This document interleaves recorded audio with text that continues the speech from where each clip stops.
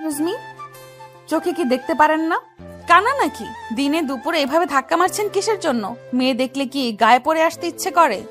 রাগে একদম ফেটে পড়েছিলেন তিথি। আজ সকাল থেকে মেজাজটা এমনিতেই কিঞ্চিত গরম ছিল, তার উপর এই আপদ। ভার্সিটি করিডর তখন বেশ ভিড়। তিথি নিজের কেবিন থেকে বের হয়ে একটা জরুরি ফোন কলে ব্যস্ত ছিলেন। ঠিক তখনই করিডরের মোড় ঘুরতেই কারো শক্ত শরীরের সাথে সজোরে ধাক্কা লাগে তার। সামলাতে না পেরে পেছনের দিকে পড়ে যাচ্ছিলেন তিনি। ঠিক সেই মুহূর্তে দুইটা মজবুত হাত তাকে চাপটে ধরল।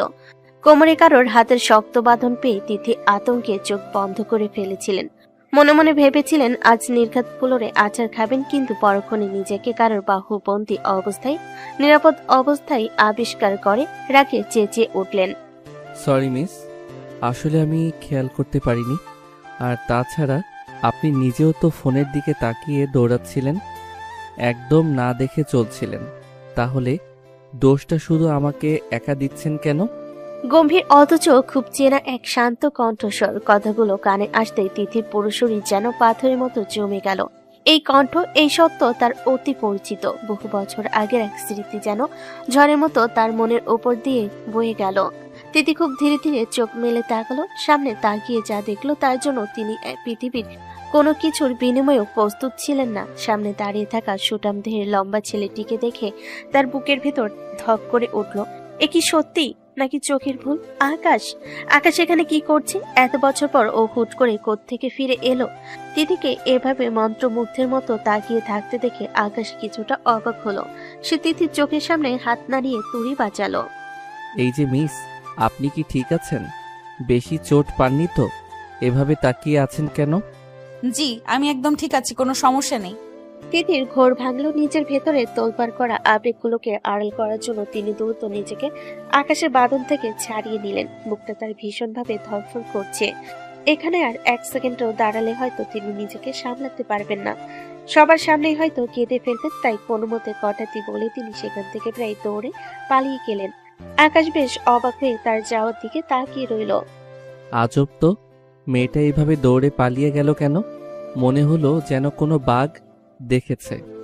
যাক গিয়ে আমার কি, এখন প্রিন্সিপাল স্যারের রুমটা খুঁজে বের করতে হবে। বাবা বলেছিল ইংলিশ ডিপার্টমেন্টের পাশেই ওনার রুম। ওই তো, ওইখানে। May I come in sir? Principal sir খুব মনোযোগ দিয়ে একটা ফাইল পড়ছিলেন, চশমাটা নাকের ডগে নামানো। দরজায় নক করার শব্দ শুনে তিনি চশমাটা কপাল তুলে তাকালেন।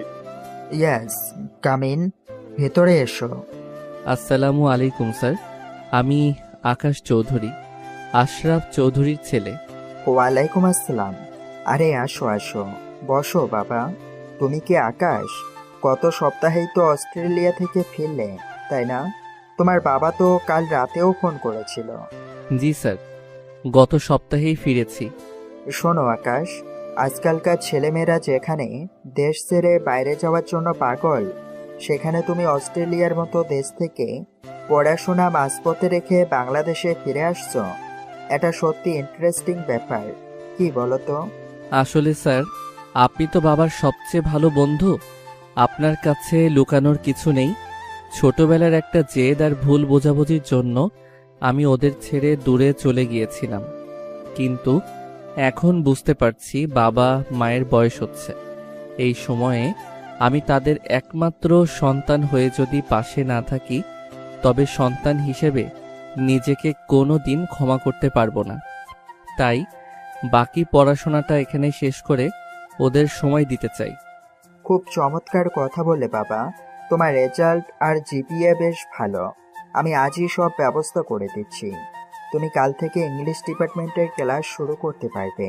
পরের দিন সকালে ভার্সিটি করিডর দিয়ে প্রিন্সিপাল স্যারের সাথে হাঁটছে আকাশ। স্যার তাকে পুরো ডিপার্টমেন্ট আর লাইব্রেরি ঘুরিয়ে দেখাচ্ছে।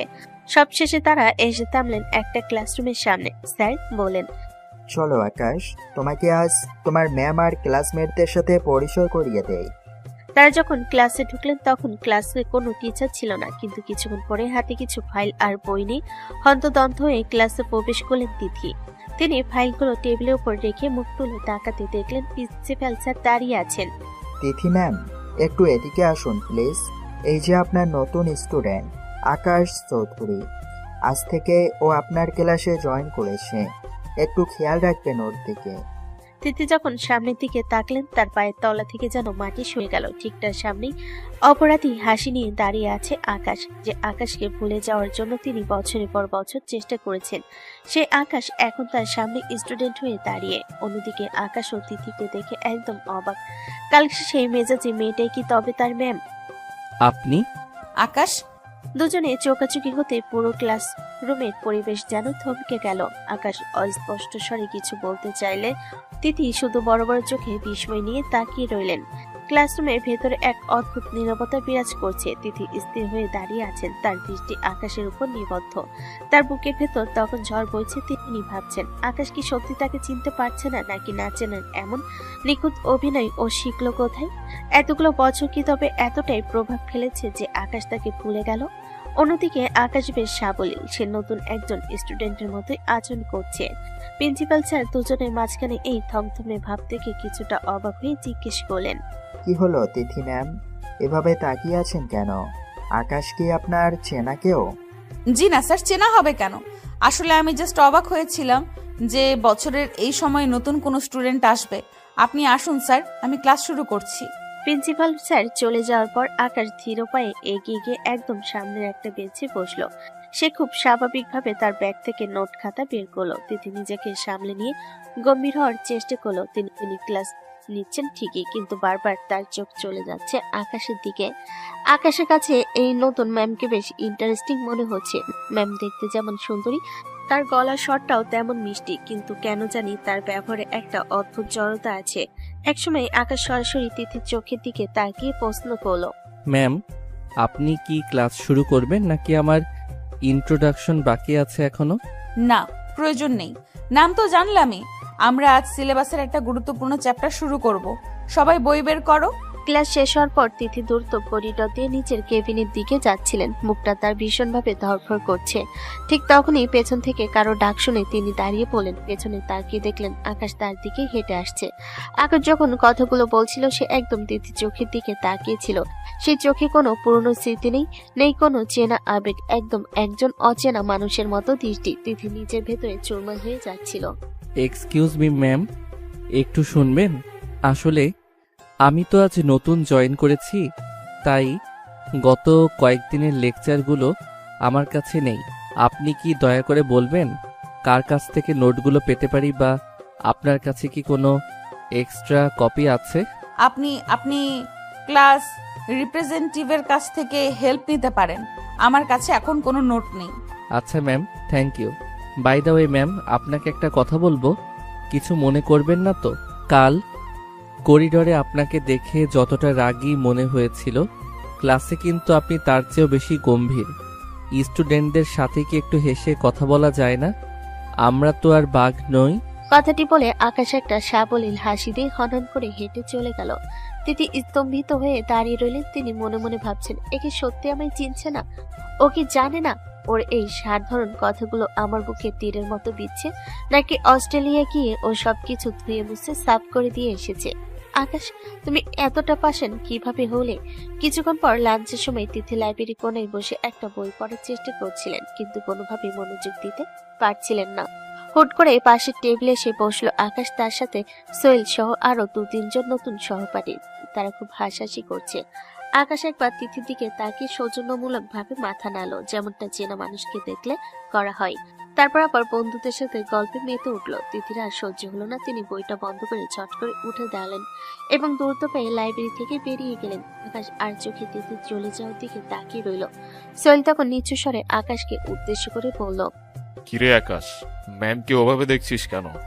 ক্রাশ খেলি নাকি? ধুর সোহেল, কি যে বলিস। ম্যাম অনেক সুন্দর এটা মানি, কিন্তু কেমন যেন অদ্ভুত। আমাকে দেখলেই মনে হয় উনি কোনো ভূত দেখেছেন। কাল থেকে লক্ষ্য করছি উনি আমাকে দেখলে কেন জানি খুব আপসেট হয়ে পড়েন। আমি কি দেখতে খুব ভয়ঙ্কর নাকি রে? সোহেল আর বাকিরা সবাই উচ্চস্বরে হেসে উঠল। আকাশ নিজেও সেই হাসিতে চোখ দিল, কিন্তু তার অবচেতন মনে একটা প্রশ্ন বারবার উকি দিতে লাগলো। এমএমের চোখের জল তার বিষণ্ণতার কারণ কি? কেন মনে হচ্ছে এই অচেনা মানুষটার কান্নার পেছনে কোথাও না কোথাও একটা রহস্য লুকিয়ে আছে? সে কি আগে কখনো এমএমকে দেখেছিল? না, স্মৃতিতে তো তেমন কিছুই নেই। তবে কেন ম্যামের ওই সজল চোখ জোড়া তাকে বারবার ভাবাচ্ছে? ভার্সিটির দ্বিতীয় দিন আজ আকাশের মনটা কেন জানি সকাল থেকে খুব অস্থির হয়ে আছে। ক্লাসে যখন তিথি ম্যাম পড়াচ্ছিলেন তখন আকাশ খুব চেষ্টা করছিল পড়াশোনায় মন দিতে, কিন্তু ম্যাম যখন সামনে দাঁড়িয়ে কথা বলেন তখন আকাশের সব মনোযোগ ম্যামের দিকে চলে যায়। ম্যাম আজ ক্লাসে একটা কঠিন টপিক নিয়ে আলোচনা করছিলেন, কিন্তু আকাশ কিছুই মাথায় ঢোকাতে পারছিল না। সে শুধু ম্যামের কথা বলা আর তাকানো দেখছিল। ক্লাস শেষ হয়ে গেল, সবাই চলেও গেল, কিন্তু আকাশ নিজের সিটে বসে ভাবছিল পড়াটা তো কিছুই বুঝলাম না। তাই সে ঠিক করলো সাহস করে ম্যামের রুমে গিয়ে একবার জিজ্ঞেস করবে। আকাশ যখন তিথি ম্যামের রুমের সামনে পৌঁছালো তখন দেখলো দরজাটা একটুখানি খোলা। নক করতে যাবে তখনই ভেতর থেকে কারো হাসির শব্দ শুনতে পেল। উঁকি দিয়ে দেখলো ভেতরে তিথি ম্যামের টেবিলের সামনে একজন খুব হ্যান্ডসাম আর লম্বা যুবক দাঁড়িয়ে আছে। লোকটা এই ভার্সিটির টিচার ফারহান স্যার। আকাশ দেখেছে ফারহান স্যার খুব স্টাইল করে চলে। ফারহান স্যার খুব হেসে হেসে তিথির সাথে কথা বলার চেষ্টা করছে, কিন্তু তিথি ম্যামকে দেখে মনে হচ্ছে উনি লোকটাকে খুব একটা পছন্দ করছে না, শুধু কাজের খাতিরে কথা বলছেন। আরে দিদি ম্যাম, আপনি সবসময় খাতাপত্র নিয়েই পড়ে থাকেন। আজ বিকেলে গিয়ে আমরা কোথাও কফি খেতে যেতে পারি? আপনার তো সারাদিন রুমেই কাটে। সরি ফারহান স্যার, আজ আমার অনেকগুলো খাতা দেখা বাকি। আর কফি খেতে চাইলে তো ভার্সিটির ক্যান্টিনেই পাওয়া যায়, বাইরে যাওয়ার কি দরকার? ধুর, ক্যান্টিনের কফি আর বাইরের রেস্টুরেন্টের কফি কি এক হলো? একটু গল্প করা যেত। আপনি যদি সবসময় এমন মুখ ভার করে থাকেন তবে স্টুডেন্টরা তো আপনাকে ভয় পাবে। তিথি ম্যামের মুখে বিরক্তির ছাপ স্পষ্ট। তিনি বারবার ফাইল গোছাচ্ছেন যাতে লোকটা বুঝে নেয় তিনি ব্যস্ত। আকাশ দরজার বাইরে দাঁড়িয়ে ফার্নিচারের কথা বলা ঢং দেখে মনে মনে খুব বিরক্ত হলো। তার কেন জানি লোকটাকে একদম ভালো লাগছে না। ঠিক সেই সময় তিথি ম্যামের চোখ গেল দরজার দিকে। আকাশকে দাঁড়িয়ে থাকতে দেখে তিনি একটু অবাক হলেন। কিছু বললে তুমি? এভাবে দাঁড়িয়ে আছো কেন? ম্যাম, আসলে কিছু বলার ছিল। ক্লাসের লাস্টের পড়াটা আমি একদম বুঝতে পারিনি। যদি আপনি একটু সময় দিতেন তবে আমি জিনিসটা বুঝে নিতাম। আকাশের কথা শুনে তিথি ম্যাম যেন মনে মনে খুশি হলেন। ফারহান স্যারকে তাড়ানোর একটা ভালো উপায় পেয়ে গেছে। তিনি ইশারায় আকাশকে ভেতরে আসতে বললেন। হ্যাঁ অবশ্যই, ভেতরে এসো আকাশ। আকাশ যখন রুমে ঢুকলো সে ফারহান স্যারের দিকে একটু রাগী চোখে তাকালো। ফারহান স্যার দেখলেন তার আড্ডায় বিঘ্ন ঘটেছে, তাই তিনি আর বেশিক্ষণ সেখানে দাঁড়ালেন না। ফারহান স্যার নিজের জামা ঠিক করে নিয়ে তিথি ম্যামকে বললেন। জি ঠিক আছে ম্যাম, আপনার স্টুডেন্ট যেহেতু এসেছে আমি তাহলে এখন যাই, পরে কথা হবে। ফারহান স্যার চলে যেতে রুমের পরিবেশটা একটু শান্ত হলো। তিথি ম্যাম একটা লম্বা শ্বাস ফেলে চেয়ারে বসলেন। ম্যাম, আমি কি ভুল সময়ে চলে আসলাম? আপনারা মনে হয় জরুরি কোনো কথা বলছিলেন? না তেমন কিছু না, তুমি ওসব ভেবো না। আচ্ছা কোন জায়গাটা বোঝুনি দেখাও তো। আকাশ তার খাতাটা টেবিলের উপর রাখলো। তিথি ম্যাম খুব সহজভাবে আকাশকে পড়াটা বুঝিয়ে দিতে শুরু করলেন। ম্যাম যখন খুব কাছ থেকে বুঝিয়ে দিচ্ছিল তখন আকাশের নাকে একটা খুব মিষ্টি সুগন্ধ আসলো। আকাশের মনে হলো এই গন্ধটা তার খুব চেনা, কিন্তু কোথায় পেয়েছে সেটা মনে করতে পারছে না। সে পড়া বোঝার চেয়ে ম্যামের মুখটা দেখছিল বেশি। ম্যাম পড়া শেষ করে আকাশের দিকে তাকালেন। এই তো, এইভাবে করলেই হবে। এখন কি বুঝতে পেরেছো? জি ম্যাম, এখন একদম ক্লিয়ার। আপনি আসলে খুব সুন্দর করে বোঝান।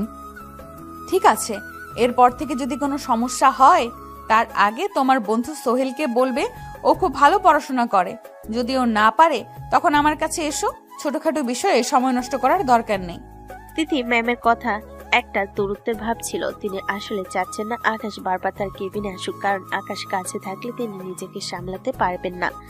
আকাশ খাতা গুছিয়ে উঠে দাঁড়ালো। সে বুঝতে পারলো ম্যাম তাকে একটু এড়িয়ে চলার চেষ্টা করছে।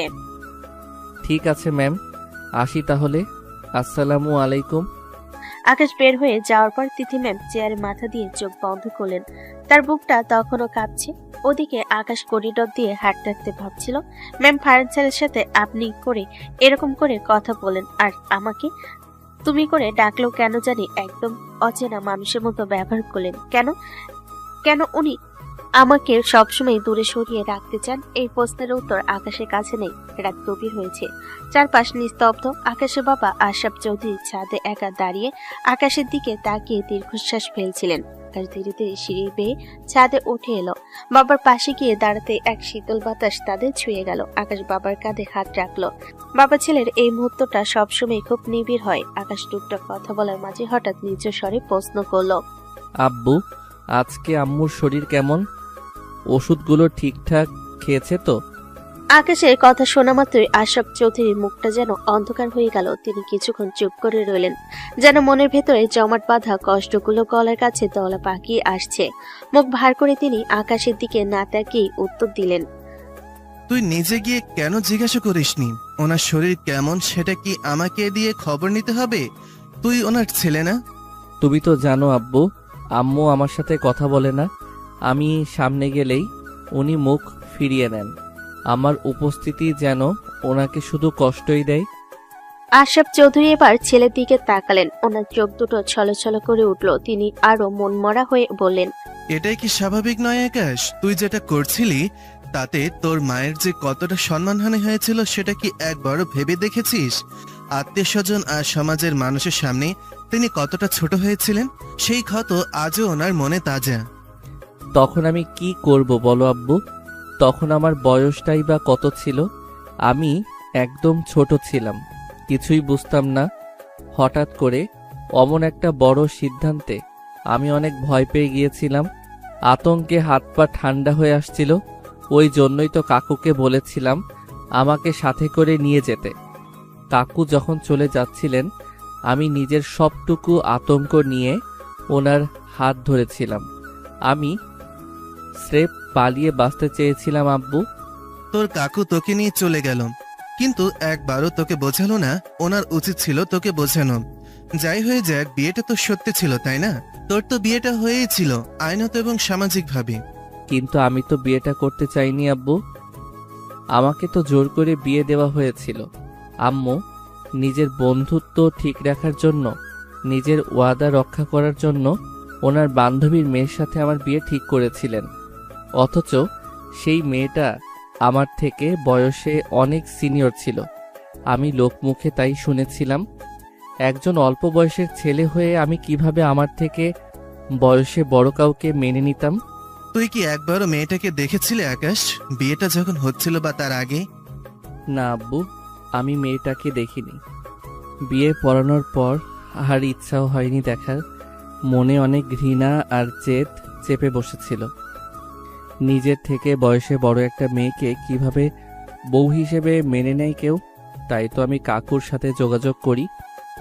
কাকু যখন আমাকে চলে যাওয়ার পরামর্শ দিল আমি এক মুহূর্ত দেরি করিনি। আমার মনে হয়েছিল আমি যদি না পালাই তবে আমার জীবনটা এখানেই শেষ হয়ে যাবে। আশরাফ চৌধুরী এবার ছাদের রেলিং ধরে আকাশের দিকে পিঠ ফিরিয়ে দাঁড়ালেন। ওনার গলার স্বর কান্নায় ভারী হয়ে এলো। তোর এই একটা জেদ আর সিদ্ধান্তের জন্য তোর মায়ের সাথে ওনার বান্ধবীর সম্পর্কটা চিরতরে নষ্ট হয়ে গেল রে। তুই কি জানিস তারা কেমন ছিল?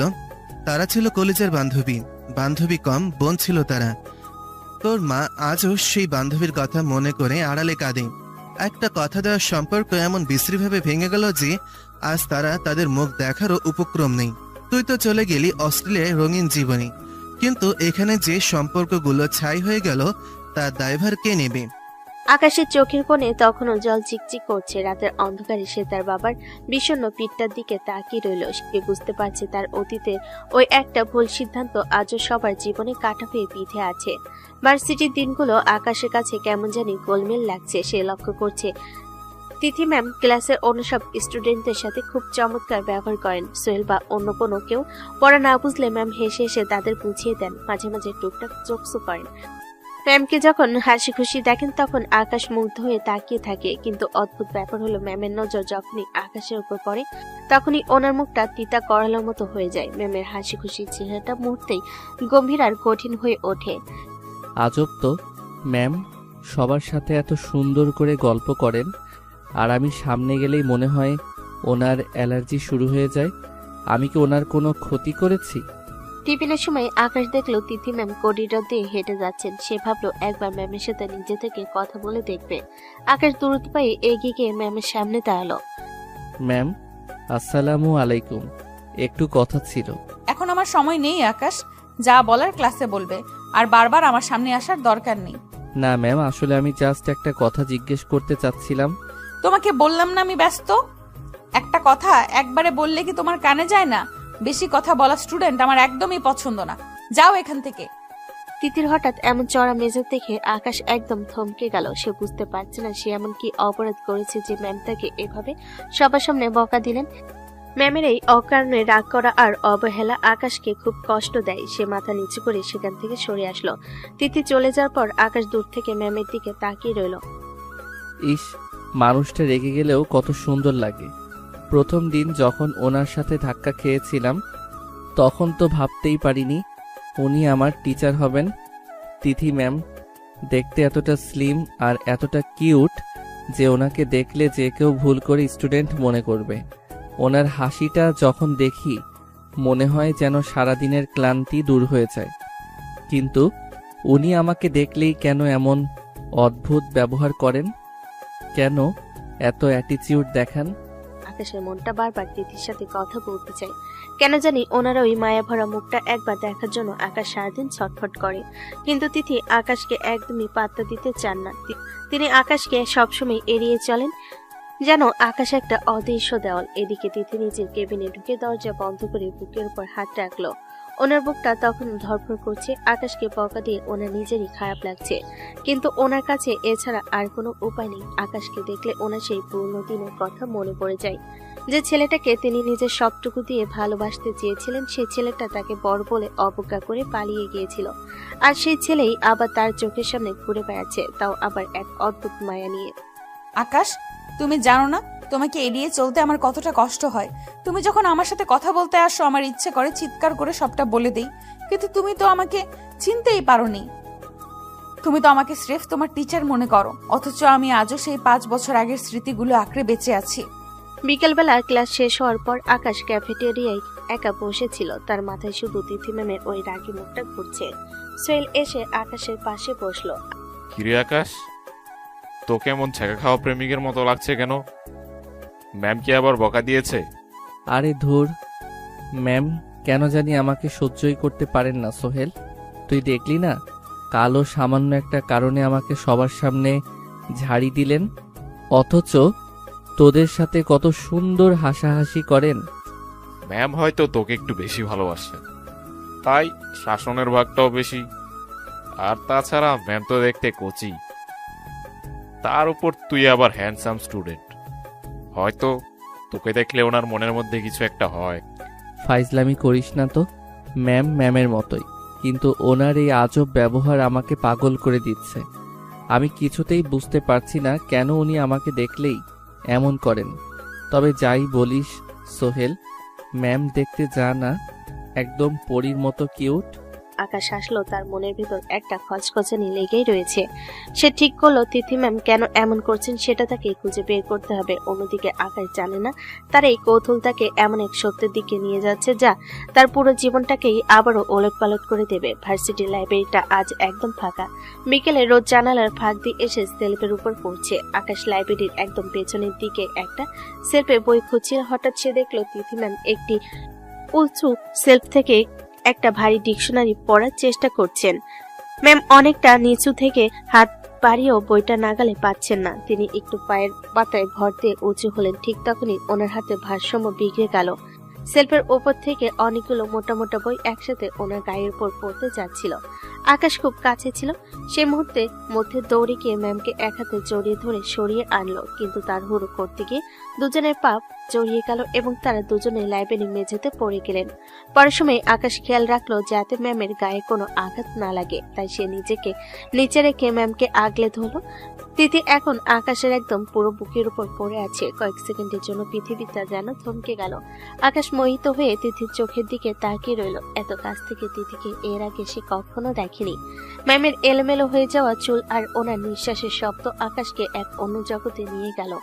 আকাশের মনে হলো এই মানুষটার মধ্যে এমন কিছু আছে যা তাকে চুম্বকের মতো টানে, কিন্তু এই মুগ্ধতা বেশিক্ষণ টিকলো না। তিথি যখন বুঝতে পারলো তিনি কানের উপর পড়ে আছেন, ওনার চোখ মুখ রাগে লাল হয়ে গেল। তিনি ছিটকে সরে দাঁড়ালেন এবং নিজের ওনার ঠিক করতে করতে রাগে কাঁপতে শুরু করলেন।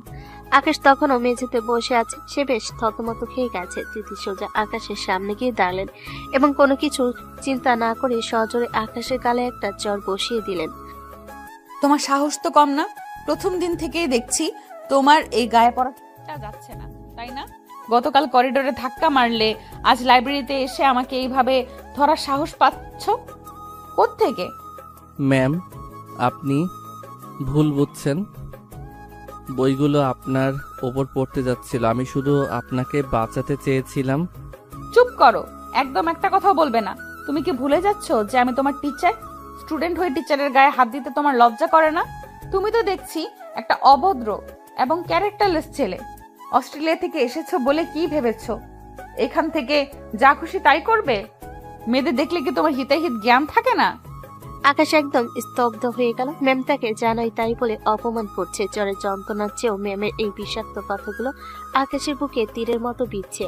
আকাশ কোনোদিন কল্পনা করেনি যে ম্যাম তাকে এতটা নিচু মনে করবেন। আকাশের চোখে জল চলে আসলো, কিন্তু সে নিজেকে সামলে নিয়ে খুব নিচু স্বরে বলল, ম্যাম, আমি সত্যি ইচ্ছে করে কিছু করিনি। আপনি পড়ে যাচ্ছিলেন বলেই আমি এগিয়ে এসেছিলাম। আমার জায়গায় অন্য কেউ থাকলেও হয়তো এটাই করত।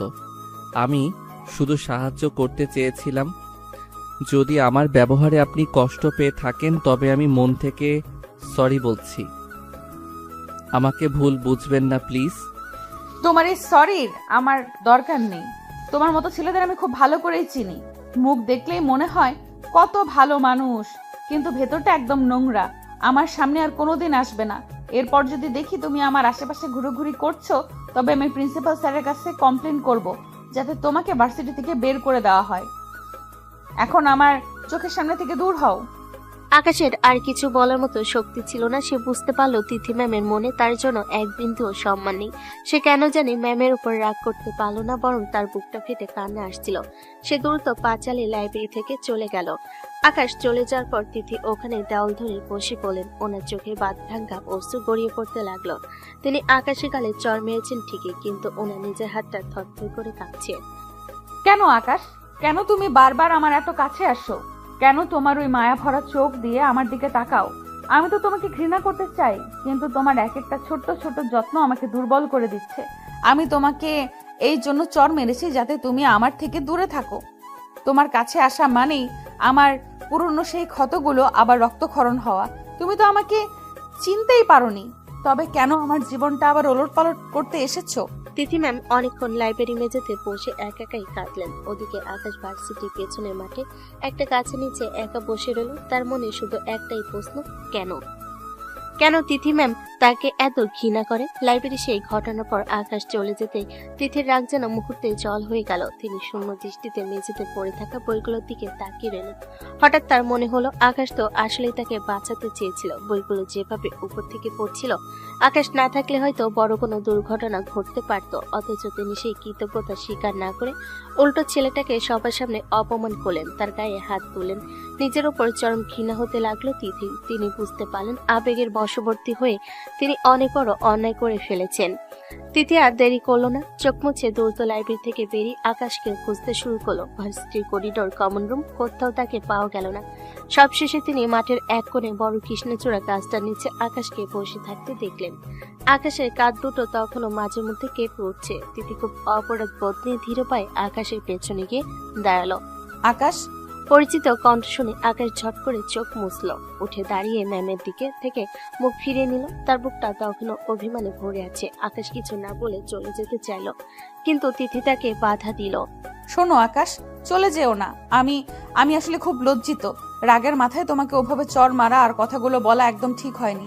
তুমি তো আমাকে বাঁচাতে চেয়েছিলে, অথচ আমি উল্টো তোমাকে অপমান করলাম। প্লিজ আমাকে ক্ষমা করে দাও। I am really sorry.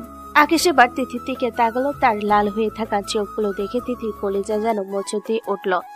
আকাশ একটা লম্বা শ্বাস নিয়ে কিছু একটা বলতে চাইল, কিন্তু তার আগে তিথি অবচেতন মনে অস্পষ্ট স্বরে বলে উঠল, আকাশ, তুমি কি সত্যিই আমাকে চিনতে পারছো না? ম্যামের মুখ থেকে এমন অদ্ভুত প্রশ্ন শুনে আকাশ একদম আকাশ থেকে পড়ল। সে বড় বড় চোখ করে তিথির দিকে তাকিয়ে রইল। তার চোখে তখন রাজ্যের বিস্ময়। আমি কি আপনাকে চিনি? ম্যাম, আমাকে প্লিজ একটু খুলে বলবেন আপনি আমার সাথে এমন কেন ব্যবহার করেন? আমি গত কয়েকদিন ধরে এটাই বুঝতে পারছি না। আপনি সবার সাথে কত হাসি খুশি থাকেন, কিন্তু আমাকে দেখলেই কেন এতটা বদলে যান? কেন আমাকে এতটা এড়িয়ে চলেন? আমার দোষটা কি? আমি তো আপনাকে এই ভার্সিটিতে আসার আগে কখনো দেখিওনি। না দেখেও তো আমাকে নিজের নামে করে নিয়েছো, তাই না?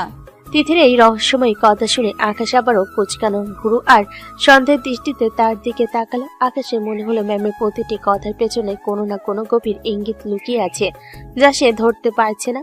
কি বলছেন ম্যাম? আমি আপনাকে নিজের নামে করে দিয়েছি মানে? আপনার কথাগুলো একদম গোলমেলে লাগছে। আমি কি আপনার কোনো আত্মীয় বা পরিচিত কারোর মতো দেখতে, নাকি আপনি আমাকে অন্য কারোর সাথে গুলিয়ে ফেলছেন? তিনি আকাশের চোখে স্বচ্ছতা দেখে বুঝতে পারলেন ছেলেটা মিথ্যা বলছে না, তার আসলে কিছু মনে নেই। হয়তো সেই ছোটবেলার বিয়েটা আকাশের কাছে সেফ একটা দুঃস্বপ্ন ছিল, যা সে মন থেকে মুছে ফেলেছে। আর না হলে সে ইচ্ছে করে এমন না জানার ভান করছে যাতে তাকে কোনো দায়িত্ব নিতে না হয়। তিথি ম্যাম পুরনো সেই ক্ষতের জ্বালা আবারও টাটকা হয়ে উঠল। তার আর কথা বাড়াতে ইচ্ছে করলো না। এই অবহেলাটা আর বিস্মৃতি তাকে প্রতিনিয়ত কষ্ট দিচ্ছে। থাক, বাদ দাও, আমারই ভুল হয়েছে তোমার সাথে কথা বলতে আসা। কিছু কথা না জানাই ভালো। এখন ক্লাসে যাও, আমার অনেক কাজ আছে। কথাটি বলে তিথি আর এক সেকেন্ডও সেখানে দাঁড়ালো না। তিনি দ্রুত পায়ে নিজের কেবিনের দিকে হাঁটতে শুরু করলেন। আকাশের এই চিনতে না পারা যেন তার নারীত্বে আঘাত করলো। ওদিকে আকাশ মূর্তির মতো সেখানে দাঁড়িয়ে রইল। তার মনে শুধু একটা শব্দই বারবার প্রতিধ্বনিত হতে লাগলো, নিজের নামে করে নেওয়া। ফারহান স্যার তিথির কেবিনে ঢুকলেন। ওনার হাতে অনেকগুলো ফাইল আর ল্যাপটপ। তিথিকে দেখে খুব অনুনয় করে বললেন, তিথি, আমি একটা বড় বিপদে পড়ে তোমার কাছে এসেছি। তুমি তো জানো আমি পিএইচডির জন্য দেশের বাইরে যাওয়ার চেষ্টা করছি, কিন্তু তার আগে আমার একটা রিসার্চ পেপার পাবলিক করা খুব দরকার। এই টপিকটা নিয়ে তুমি আগে অনেক কাজ করেছো, তাই তোমার সাহায্য ছাড়া আমি এটা শেষ করতে পারবো না। আমাকে একটু হেল্প করবে প্লিজ? আপনি যখন এত কথা বলছেন, এত করে বলছেন স্যার, আমি অবশ্যই চেষ্টা করব আপনাকে সাহায্য করার। তবে কবে এটা জমা দিতে হবে? যত তাড়াতাড়ি সম্ভব তিথি। আমরা যদি আজ থেকে এই কাজ শুরু করি তাহলে খুব ভালো হয়। তোমার এই রিসার্চের উপর দখল দারুণ। আমি জানি তুমি পাশে থাকলে কাজটা একদম সহজ হয়ে যাবে। ফারহান স্যারের করুণ অনুরোধ শুনে তিথি না করতে পারলেন না। এরপর থেকে দেখা গেল তিথি আর ফারহান স্যার প্রায় সারাদিনই লাইব্রেরি বা কমন রুমে বসে গবেষণা কাজে ডুবে আছেন। তিথি আগে ফারহান স্যারকে খুব বিরক্তিকর আর ফালতু স্বভাবের লোক ভাবতেন, কিন্তু একসাথে কাজ করতে গিয়ে ওনার ধারণা অনেকটা বদলে গেল। না, মানুষটাকে যতটা বিরক্তিকর ভেবেছিলাম ততটা উনি নন। কাজের প্রতি ওনার বেশ আগ্রহ আছে। মানুষটা আসলে মন্দ নয়। গবেষণার কাজের ফাঁকে তাদের মধ্যে টুকটাক গল্প আর বন্ধুত্ব বাড়তে লাগলো। মাঝে মধ্যে দুজনে একসাথে কফি খাচ্ছেন, আবার কোনো কঠিন পয়েন্ট নিয়ে হাসাহাসিও করছেন। কাজের খাতিরে তারা অনেকটা কাছাকাছি চলে আসলেন, কিন্তু দূর থেকে এই দৃশ্য আকাশ প্রতিদিন লক্ষ্য করছিল। আকাশের ভেতরে কেন জানি এক অজানা হিংসা আর জ্বালা হচ্ছিল। সে কোনোভাবেই মেনে নিতে পারছিল না যে তিথি ম্যাম ফারহান স্যারের সাথে এত সময় কাটাচ্ছেন। একদিন বিকেলে তিথি করিডোর দিয়ে একা হেঁটে যাচ্ছিলেন। করিডোরটা একটু অন্ধকার ছিল। হঠাৎ পেছন থেকে কেউ একজন তিথির হাত শক্ত করে ধরল এবং টান দিয়ে পাশের একটা অন্ধকার রুমে নিয়ে গেল। কে আপনি? ছাড়ুন আমাকে। আপনি কে? আপনার সাহস তো কম না। অন্ধকার রুমে তিথি প্রচন্ড ভয় পেয়ে গেল। তিনি চিৎকার করতে চাইলেন, কিন্তু তার আগেই একটা শক্ত হাত তার মুখ চেপে ধরলো। ওই ব্যক্তিটি তিথির কোমর জড়িয়ে ধরলো এবং তার ঘাড়ের কাছে হাত দিয়ে স্পর্শ করতে লাগলো। তিথি আতঙ্কে কাঁপতে শুরু করলেন, কিন্তু অদ্ভুতভাবে এই স্পর্শটা ওনার কাছে খুব চেনা মনে হতে লাগলো। তিথি কাঁপা কাঁপা গলায় আবারও বলেন, কে আপনি? কি চান? ছেড়ে দিন আমাকে। ওই ব্যক্তিটি এবার তিথির গায়ে জোরে দেওয়ালের সাথে চেপে ধরলো, একদম মুখের কাছে মুখ এনে খুব শান্ত কিন্তু গভীর গলায় বলে উঠল, সেদিন লাইব্রেরিতে কি বলছিলেন আপনি? আমি আপনার নামে করা মানে কি?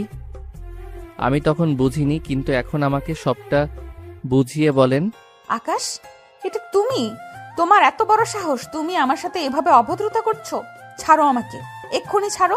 আমি একদমই ছাড়বো না ম্যাম। যতক্ষণ না আপনি আমার প্রশ্নের উত্তর দিচ্ছেন ততক্ষণ আপনি এখান থেকে এক পাও নড়তে পারবেন না। সেদিন কেন বললেন যে আমি না দেখেও আপনাকে নিজের নামে করে দিয়েছি? সেদিন কেন বললেন যে আমি না দেখেও আপনাকে নিজের নামে করে নিয়েছি? এর মানে কি? আমাদের মধ্যে কি আগে কোনো সম্পর্ক ছিল? আপনি আমাকে কেন এত এড়িয়ে চলেন? আজ আপনাকে সব বলতে হবে। আকাশ, তুমি বেশি বাড়াবাড়ি করছো। তুমি ভুলে যাচ্ছ যে আমি তোমার টিচার। আমার সাথে এমন ব্যবহার করার ফল খুব খারাপ হবে। আমাকে যেতে দাও বলছি। টিচার তো আপনি এখন হয়েছেন, কিন্তু তার আগে আপনি কে ছিলেন? আপনার ওই কথার মানে আজ আমাকে জানতেই হবে। আর আপনি কেন ওই ফারহান স্যারের সাথে সারাদিন এত মাখামাখি করছেন? আমার এগুলো একদম ভালো লাগছে না ম্যাম। আমাকে ওভাবে এড়িয়ে যাবেন না। তুমি কে যে আমাকে বাধা দেবে? আমি কার সাথে মিশবো আর কার সাথে কাজ করব সেটা কি তোমার কাছ থেকে পারমিশন নিতে হবে? আমাকে ছাড়ো আকাশ। আমি আপনার কেউ হই কি না সেটা আপনি ভালো জানেন। ওই ফারহান লোকটা আপনার যোগ্য না। আমাকে আজ সব সত্যিটা বলতেই হবে ম্যাম। আপনি আমাকে চেনেন তাই না? তিথি এবার বেশ রেগে গিয়ে আকাশে বুক ঠেলে সরিয়ে দিতে চাইলেন, কিন্তু আকাশ ছিল অনড়। সে তিথিকে আরো শক্ত করে দেওয়ালের সাথে আটকে ধরল। অন্ধকার ঘরে দুজনের নিঃশ্বাসের শব্দ স্পষ্ট শোনা যাচ্ছে। তিথি বুঝতে পারলেন আজ আকাশের জেদের কাছে তিনি অসহায়। পুরনো সেই লুকানো সত্যটা কি আজ বের হয়ে আসবে? তিথি একদিকে ভয় আর অন্যদিকে আকাশের গায়ের গন্ধে ভীষণভাবে অস্থির হয়ে উঠলেন। অন্ধকার ঘরে আকাশের শক্ত বাঁধন আর উত্তপ্ত নিঃশ্বাসের শব্দে তিথির বুকটা ফেটে যাচ্ছিল। এক মুহূর্তের জন্য মনে হচ্ছিল সবকিছু বলে দিবেন। আকাশ, আমি তোমার সেই অভাগী স্ত্রী যাকে তুমি বয়সে বড় বেলে দোলে ঠেলে দিয়েছিলে। কিন্তু পরক্ষণে তার মনে জিদ চেপে বসলো যে আকাশ তাকে কোনোদিন সম্মানের চোখে দেখেনি। আজ সে কোন অধিকারে এভাবে তাকে আটকে ধরেছে? তিথি নিজের সমস্ত শক্তি দিয়ে আকাশকে ধাক্কা মেরে সরিয়ে দিলেন। নিজের সীমা ছাড়িয়ে যেও না আকাশ। তুমি স্রেফ আমার একজন স্টুডেন্ট, এর বেশি কিছুই না। আর দ্বিতীয়বার যদি আমাকে স্পর্শ করার চেষ্টা করো তবে আমি ভুলে যাব যে তুমি আমার পরিচিত কেউ। আমি তোমাকে সেদিন কি বলেছি না বলেছি সেটা আমার ব্যক্তিগত ব্যাপার। তোমার মতো একটা ছোট বাচ্চার কাছে জবাবদিহি করার কোনো প্রয়োজন আমি মনে করি না।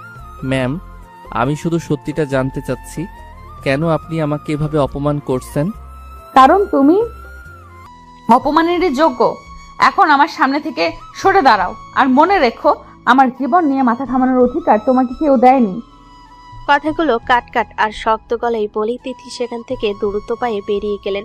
নিজের কেবিনে ঢুকে দরজা বন্ধ করে তিনি জোরে জোরে হাঁপাতে লাগলেন। তার চোখ দিয়ে অঝরে জল পড়ছে। টেবিলের উপর রাখা পানি গ্লাসটা এক চুমুকে শেষ করে তিনি মনে মনে বললেন, তুমি চাইলেও আর আমার মুখ থেকে সত্যটা শুনতে পারবে না আকাশ। তুমি আমাকে ভুলে গেছো, আমার যৌবন আর ভালোবাসাকে অবজ্ঞা করেছো। এখন আমি তোমাকে আমার বিরহে পুড়িয়ে মারবো। পরদিন সকালে আকাশ ভার্সিটির করিডোর দিয়ে বিষণ্ণ মনে হাঁটছিল। গত রাতের অপমানটা সে কিছুতেই ভুলতে পারছে না। হঠাৎ তার নজরে গেল ডিপার্টমেন্টের বারান্দার দিকে। সেখানে দেখলো তিথি ম্যাম আর ফারহান স্যার খুব মনোযোগ সহকারে কোনো একটা ফাইল দেখছেন আর হাসাহাসি করছেন। ফারহান স্যার ম্যামের খুব কাছাকাছি দাঁড়িয়ে কফি খাচ্ছেন। ম্যামকে দেখে মনে হচ্ছে না যে কাল রাতে তিনি কারোর ওপর এত বড় রাগ ছেড়েছেন। এটা দেখে আকাশের বুকের ভেতর হু হু করে উঠল। কেন জানি তার খুব রাগ হতে লাগলো ফারহান স্যারের উপর। ম্যাম, এই লোকটার সাথে এত কি গল্প করেন? আমাকে দেখলেই বাঘের মতো গর্জে ওঠেন, আর ওনার সাথে কি সুন্দর হাসছেন। অসহ্য। আকাশ যখন রাগে গজগজ করছিল ঠিক তখনই তার এক ঘনিষ্ঠ বন্ধু নিলয় এসে আকাশের কাঁধে হাত রাখলো। নিলয় বেশ আগে থেকে এই ভার্সিটিতে পড়েছে, তাই সে এখানকার সব হাড়ির খবর জানে। কিরে আকাশ, ম্যামের দিকে ওভাবে তাকিয়ে আছিস কেন? দেখছিস তিথি ম্যাম বিবাহিত জানা সত্ত্বেও ফারহান স্যার কিভাবে আঠার মতো ওনার পিছনে লেগে আছেন। লোকটার লজ্জাশরম বলতে কিচ্ছু নেই। হঠাৎ নিলয়ের মুখে এই কথা শুনে আকাশের সারা শরীরে যেন এক লহমায় অবশ হয়ে গেল। সে কানকে বিশ্বাস করতে পারছে না। সে বড় বড় চোখ করে নিলয়ের দিকে তাকালো। নিলয়, তুই কি বললি? ম্যাম বিবাহিত মানে ঠিক বুঝলাম না। তুই কি সত্যি বলছিস? আরে হ্যাঁ ভাই, এটা তো পুরনো খবর। পুরো ইউনিভার্সিটি জানে যে ম্যাম বিবাহিত। ম্যাম এই ভার্সিটিতে জয়েন করার পরপরই সবাইকে স্পষ্ট বলে দিয়েছেন যে তিনি বিবাহিত। শুধু তাই নয়, উনি ওনার হাজব্যান্ডের ব্যাপারে খুব একটা কথা বলতে পছন্দ করেন না। সবসময় সিঁথিতে সিঁদুর না পড়লেও ওনার গাম্ভীর্য আর কথাবার্তায় সবাই জানে উনি সিঙ্গেল নন। তিথি বিবাহিত এই কথাটা শোনার পর থেকে আকাশের পায়ের তলা থেকে যেন মাটি সরে গেল। তার মনে হতে লাগলো কেউ যেন তার কলিজাটা খামচে ধরেছে। এক তীব্র যন্ত্রণে তার নিঃশ্বাস বন্ধ হয়ে আসছে। সে বুঝতে পারছে না ম্যাম বিবাহিত হলে তার কেন এত কষ্ট হচ্ছে। সে তো ম্যামকে শুধু তার টিচার হিসেবে জানতো, তবে কেন আজ মনে হচ্ছে সে তার জীবনের সবচেয়ে দামি কিছু হারিয়ে ফেলেছে। কিন্তু উনি তো কোনোদিন ওনার হাজব্যান্ডকে নিয়ে ভার্সিটিতে আসেন না, এমনকি ওনার পার্সোনাল লাইফ নিয়েও কাউকে কিছু বলেন না। ওটাই তো রহস্য। কেউ বলে ওনার ডিভোর্স হয়ে গেছে, কেউ বলে ওনার হাজব্যান্ড বিদেশে থাকে। তবে ফারহান স্যার মনে হয় ভাবেন ম্যামের হাজব্যান্ড নেই, তাই উনি সুযোগ খোঁজার চেষ্টা করেন। কিন্তু ম্যাম ওনাকে খুব একটা পাত্তা দেন না, শুধু রিসার্চের কাজের জন্য মেশেন। নীল আরো কিছু বলছিল, কিন্তু আকাশে কানে আর কোনো শব্দ ঢুকছিল না। তার মাথায় শুধু একটা কথাই ঘুরছে, তিথি বিবাহিত। আকাশের চোখের সামনে ভেসে উঠল তিথি সেই মায়াবী মুখটা। আকাশের মনে এক ভয়ঙ্কর হাহাকার শুরু হলো। কেন জানি তার ইচ্ছে করছে চিৎকার করে কাঁদতে। কেন সে বুঝতে পারছে না যে তিথির স্বামী আসলে কে, আর কেনই বা তিথি ম্যাম তাকে দেখে বলেছিল যে আকাশ তাকে নিজের নামে করে নিয়েছে। আকাশের সব চিন্তা এখন এলোমেলো হয়ে গেল। এক অব্যক্ত যন্ত্রণা এসে করিডোর ছেড়ে অন্যদিকে হাঁটতে শুরু করলো। তার ভেতরে তখন শুধু একটাই হাহাকার, তিথি ম্যাম কি তবে অন্য কারোর? ভার্সিটি থেকে ফেরার পর আকাশের অবস্থা দেখে মনে হচ্ছে তার ওপর দিয়ে বড় কোনো ঝড় বয়ে গেছে। চোখ মুখ লাল, চুলগুলো উস্কো খুস্কো, আর হাঁটা চলায় কোনো প্রাণ নেই। বাড়িতে ঢুকে সে কারোর সাথে কথা না বলে সোজা নিজের ঘরে চলে গেল। আকাশের বাবা আশরাফ চৌধুরী লিভিং রুমে বসে পত্রিকা পড়ছিলেন। ছেলেকে ওভাবে বিধ্বস্ত অবস্থায় দেখে ওনার মনটা কুঁকাইল। তিনি কয়েকবার আকাশকে ডাকার চেষ্টা করলেন, কিন্তু আকাশ যেন কোনো কথাই শুনতে পারছে না। ডিনারের সময় সে কিছুই খেলো না। রাত বাড়ার সাথে সাথে ছাদের বেলকুনিতে একা দাঁড়িয়ে আকাশের বিষণ্ণতা যেন আরো ঘনীভূত হলো। আশরাফ চৌধুরী পা টিপে টিপে ছেলের পাশে এসে দাঁড়ালেন। আকাশের দৃষ্টি আকাশের অন্ধকারের দিকে, কিন্তু মনটা যেন অন্য কোথাও পড়ে আছে। আশরাফ চৌধুরী কিছুক্ষণ ছেলের দিকে তাকিয়ে খুব শান্ত গলায় কথা বলেন। কি রে বাবা, কি হয়েছে তোর? আজ ভার্সিটিতে যাওয়ার সময় দেখলাম কত হাসি খুশি ছিলি, আর আসার পর থেকেই এমন মনমরা হয়ে আছিস কেন? কিছু কি হয়েছে এখানে? কেউ কি কিছু তোকে বলেছেন? বাবা স্নেহমাখা কণ্ঠস্বর শোনা মাত্রই আকাশের ভেতরে জমাট বাঁধা কষ্টগুলো বাদ ভেঙে গেল।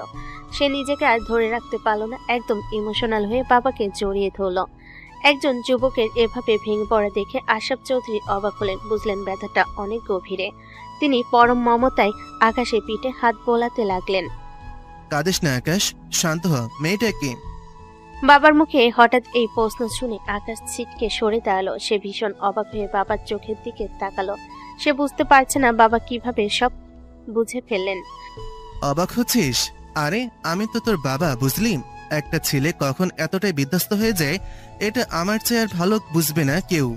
তোর এই মন খারাপ, এই অস্থিরতা, এসব বলছে তুই কারো মায়ায় পড়েছিস। মেয়েটা কে? কোথায় থাকে? কবে থেকে এইরকম অবস্থা? সবটা খুলে বল আমাকে। আসলে আব্বু, তোমাকে কিভাবে বলবো জানি না। উনি হলেন আমাদের ভার্সিটির টিচার। প্রথম দিন যখন ওনাকে করিডোরে দেখেছিলাম, ঠিক তখনই কেন জানি ওনার উপর একটা ভালো লাগা কাজ করেছিল। উনি দেখতে যেমন সুন্দর, ওনার ব্যক্তিত্বও তেমন। কিন্তু উনি আমাকে একদম সহ্য করতে পারেন না। সবসময় অ্যাটিটিউড দেখান, আমাকে এড়ানো চলেন। ওনার এই অবহেলা আমার একদম ভালো লাগতো না। তারপর কয়েকদিন ধরে দেখছিলাম ভার্সিটির অন্য একটা টিচার ফারহান স্যারের সাথে ওনার মেলামেশা খুব বেড়ে গেছে। আমি ওনাকে খুব ভুল বুঝেছিলাম, অনেক রাগও হয়েছিল। কিন্তু আজ জানতে পারলাম তারা আসলে একটা রিসার্চের কাজের জন্য একসাথে সময় কাটাচ্ছেন। কিন্তু আব্বু, আজকের সবচেয়ে বড় আঘাত হলো আমি আজ বন্ধুদের কাছ থেকে জানলাম ম্যাম বিবাহিত। এই কথাটা শোনার পর থেকে আমার বুকটা ফেটে যাচ্ছে। আমি কোনোভাবেই মেনে নিতে পারছি না যে উনি অন্য কারোর। তুই এটা মেনে নিতে পারছিস না কেন? তুই নিজেও তো বিবাহিত, তোর মনে নেই আকাশ? আব্বু প্লিজ এরকম বলো না তো। ওই বিয়েটার কোনো মানেই হয় না। তখন আমি অনেক ছোট ছিলাম, কিছুই বুঝতাম না। ওই বিয়েটাকে আমি কখনো মনেই রাখিনি, আর মানার তো প্রশ্নই আসে না। ওই মেয়েটার কথা দয়া করে আজ তুলো না। আজ মেয়েটার কথা তিতা লাগছে? তুই এখন যার পেছনে বেড়াচ্ছিস সেও তো তোর থেকে বয়সে বড়। তোর ভার্সিটির টিচার মানে সে নিশ্চিতভাবে তোর চেয়ে কয়েক বছরের বড় হবে। এখন সেই মেয়েটা বয়সে বড় ছিল বলে পালিয়েছিলে। আজ তবে কেন এই বড় মেয়ের প্রেমে হাবুডুবু খাচ্ছিস? এখন কেন বয়সের পার্থক্যটা তোর চোখে পড়ছে না? বাবার এই ধারালো যুক্তির সামনে আকাশ একদম চুপ হয়ে গেল। তার মুখে আর কোনো কথা ফুটলো না। সে মাথা নিচু করে দাঁড়িয়ে রইল। আশরাফ চৌধুরী এবার একটা দীর্ঘশ্বাস ফেলে আকাশের চোখের দিকে তাকালো। প্রকৃতি সবসময় সবকিছু শুধু আসলে ফিরিয়ে দেয় আকাশ। দেখেছিস তো, প্রকৃতি কোনো ঋণ মনে রাখে না। তুই একদিন কোন একটা মেয়েকে বয়সের দোহাই দিয়ে কষ্ট দিয়ে পালিয়েছিলি, তাকে মাঝপথে ফেলে এসেছিলেন। আজ দেখ তুই নিজেই সেই একই যন্ত্রণায় পড়ছিস। ওই মেয়েটার পরিবারও ছিল, সমাজ ছিল। তুই চলে যাওয়ার পর সমাজকে তাদের ছেড়ে দিয়েছিল। আজ তুই যে কষ্ট পাচ্ছিস তার চেয়ে 1000 গুণ বেশি কষ্ট সেই মেয়েটা আর তার পরিবার পেয়েছিল। সমাজটা বড় কঠিন রে আকাশ, আর তুই আজ সেই কঠিন সত্যের সামনে দাঁড়িয়ে আছিস। বাবার প্রতিটি কথা আকাশে কনে সীসার মতো বিঁধতে লাগলো। সে বুঝতে পারল না কেন আজ তার বাবার কথাগুলো তাকে কতটা অপরাধী করে তুলছে। তিথি বিবাহিত, এই সত্যটা তাকে যতটা কষ্ট দিচ্ছে তার চেয়েও বেশি কষ্ট দিচ্ছে তার নিজের অতীত। বাবার প্রতিটি কথা আকাশে কানে তপ্ত সীসার মতো বিচ্ছে। ছাদের রেলিং ধরে আকাশ স্তব্ধ হয়ে দাঁড়িয়ে রইল। তার বাবা আশরাফ চৌধুরী ঠিকই বলেছেন, প্রকৃতি কোনো ঋণ রাখে না। সমাজ যে কতটা নিষ্ঠুর হতে পারে তা আজ সে নিজের জীবন দিয়ে উপলব্ধি করছে। সে তো স্রেফ নিজের ইচ্ছে বশবর্তী হয়ে পালিয়ে গিয়েছিল, কিন্তু তার সেই একগুঁয়ে যে একটা মেয়ের জীবন বিষিয়ে দিয়েছে, তার পরিবারকে সমাজের কাছে ছোট করেছে, তা সে কোনোদিন তলিয়ে দেখেনি। আকাশের মনের ভেতর একটা অদ্ভুত অনুশোচনা জেগে উঠল। সে সিদ্ধান্ত নিল তাকে এই পাপে প্রায়শ্চিত্ত করতে হবে। সে মেয়েটির কাছে গিয়ে তাকে ক্ষমা চাইতে হবে। হয়তো এতে তার মায়ের জমাট বাঁধা অভিমানও কিছুটা কমবে। পরদিন সকালে আকাশ বুক ভরা সাহস নিয়ে তার মায়ের ঘরের সামনে গিয়ে দাঁড়ালো। দরজার ফাঁক দিয়ে দেখলো তার মা জায়নামাজে বসে তসবিহ গুনছেন। আকাশ ধীরে ধীরে ঘরে ঢুকলো এবং খুব নরম গলায় মাকে ডাকলো। আম্মু, শরীরটা কি আজ একটু ভালো লাগছে? আমি তোমার জন্য কিছু ফল এনেছি, খাবে? একটু কথা ছিল তোমার সাথে। আকাশের মা ছেলের কণ্ঠ শুনে তসবিহ গোনা বন্ধ করলেন, কিন্তু তার চোখে মুখে স্নেহের বদলে এক কঠিন কঠোর ভাব ফুটে উঠল। তিনি একবারও আকাশের দিকে না তাকিয়ে খুব গম্ভীর আর কর্কশ গলায় কথা বলে উঠলেন। আমি কারোর সাথে কোনো কথা বলতে চাই না। এখান থেকে এখনই চলে যাও। তোমাকে দেখার মতো ধৈর্য বা ইচ্ছা কোনোটাই আমার নেই। আম্মু প্লিজ এমন করো না, আমি তো তোমারই সন্তান। একটাবার অন্তত আমার কথা শোনো, আমি সব ঠিক করতে চাই।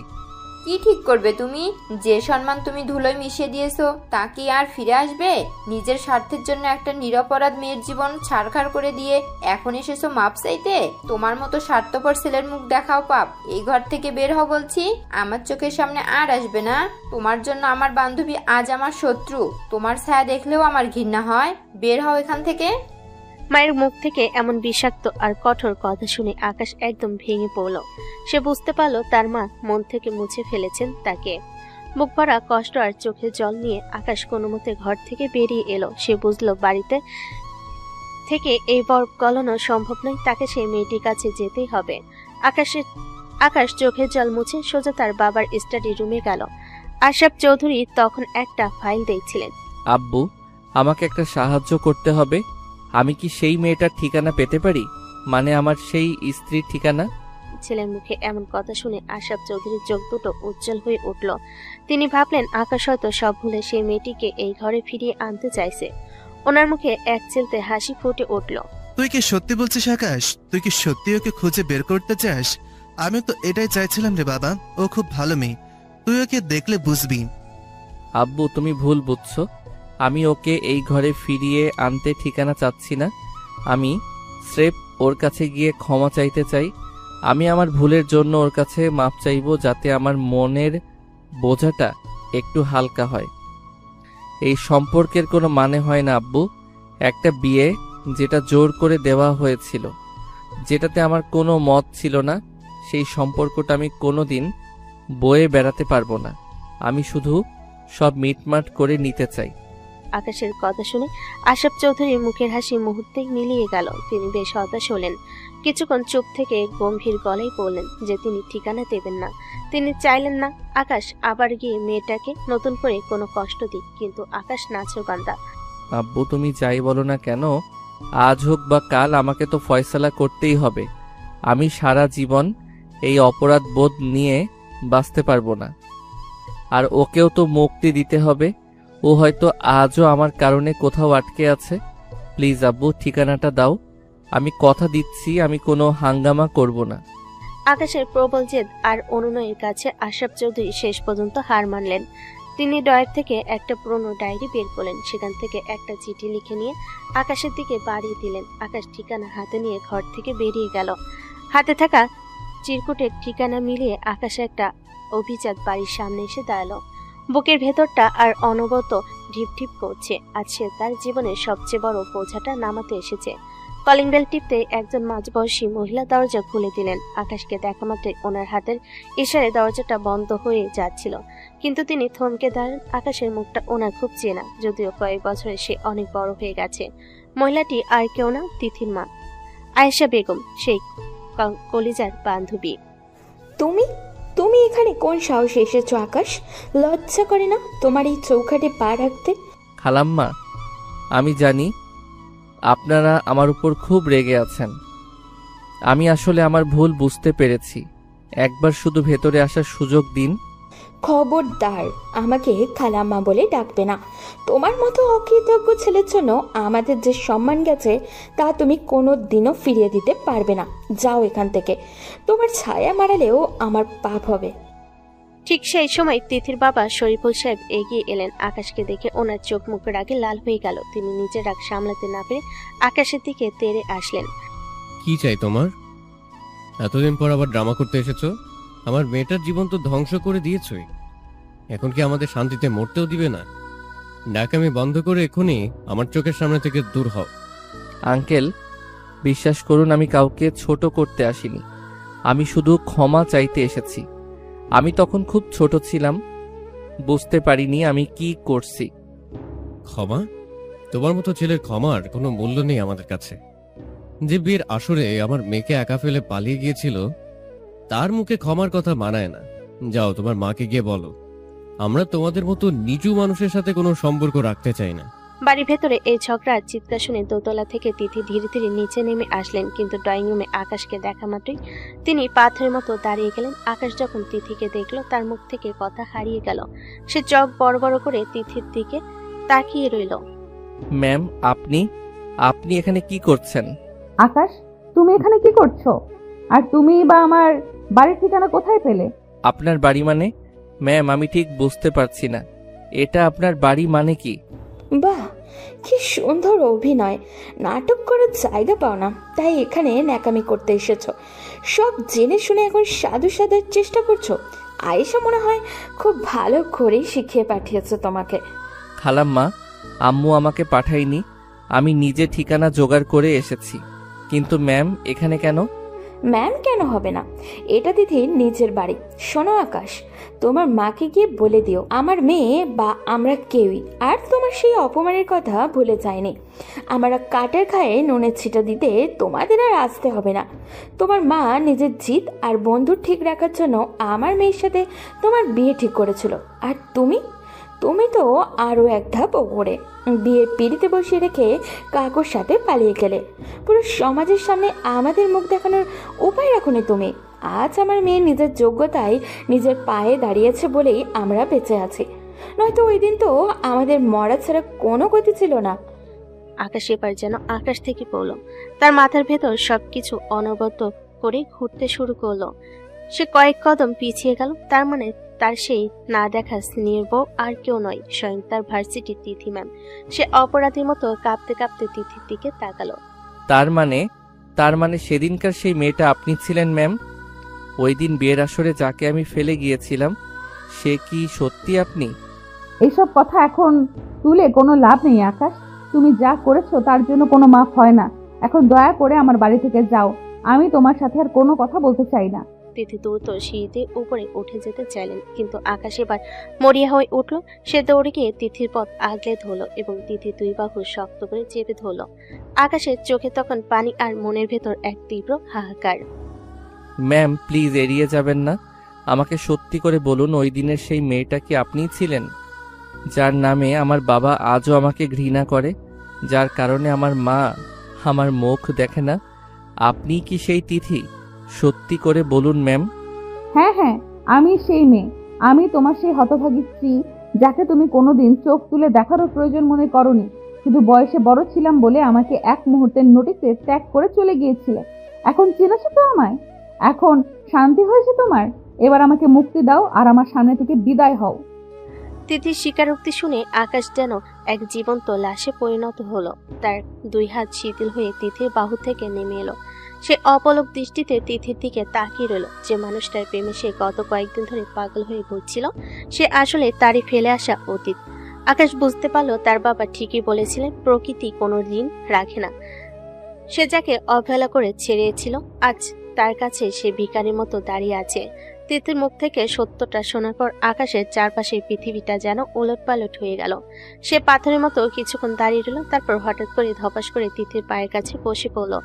তার দু চোখ দিয়ে অঝরে জল পড়ছে। সে তিথির পা দুটো শক্ত করে জড়িয়ে ধরল। ড্রয়িং রুমে এক অদ্ভুত নিস্তব্ধতা নেমে এলো, শুধু আকাশের কান্নার শব্দ প্রতিধ্বনিত হতে লাগলো। ম্যাম, না তিথি, আমাকে মাফ করে দাও। আমি জানতাম না, আমি কসমকে বলছি, আমি জানতাম না যে সেই মানুষটা তুমি ছিলে। আমি কত বড় পাপ করেছি তা আজ বুঝতে পারছি। প্লিজ আমাকে একটা সুযোগ দাও, আমি সব ঠিক করে দেব। ছাড়ো আকাশ, আমার পা ছাড়ো। এই নাটক অনেক আগেই শেষ হয়ে গেছে।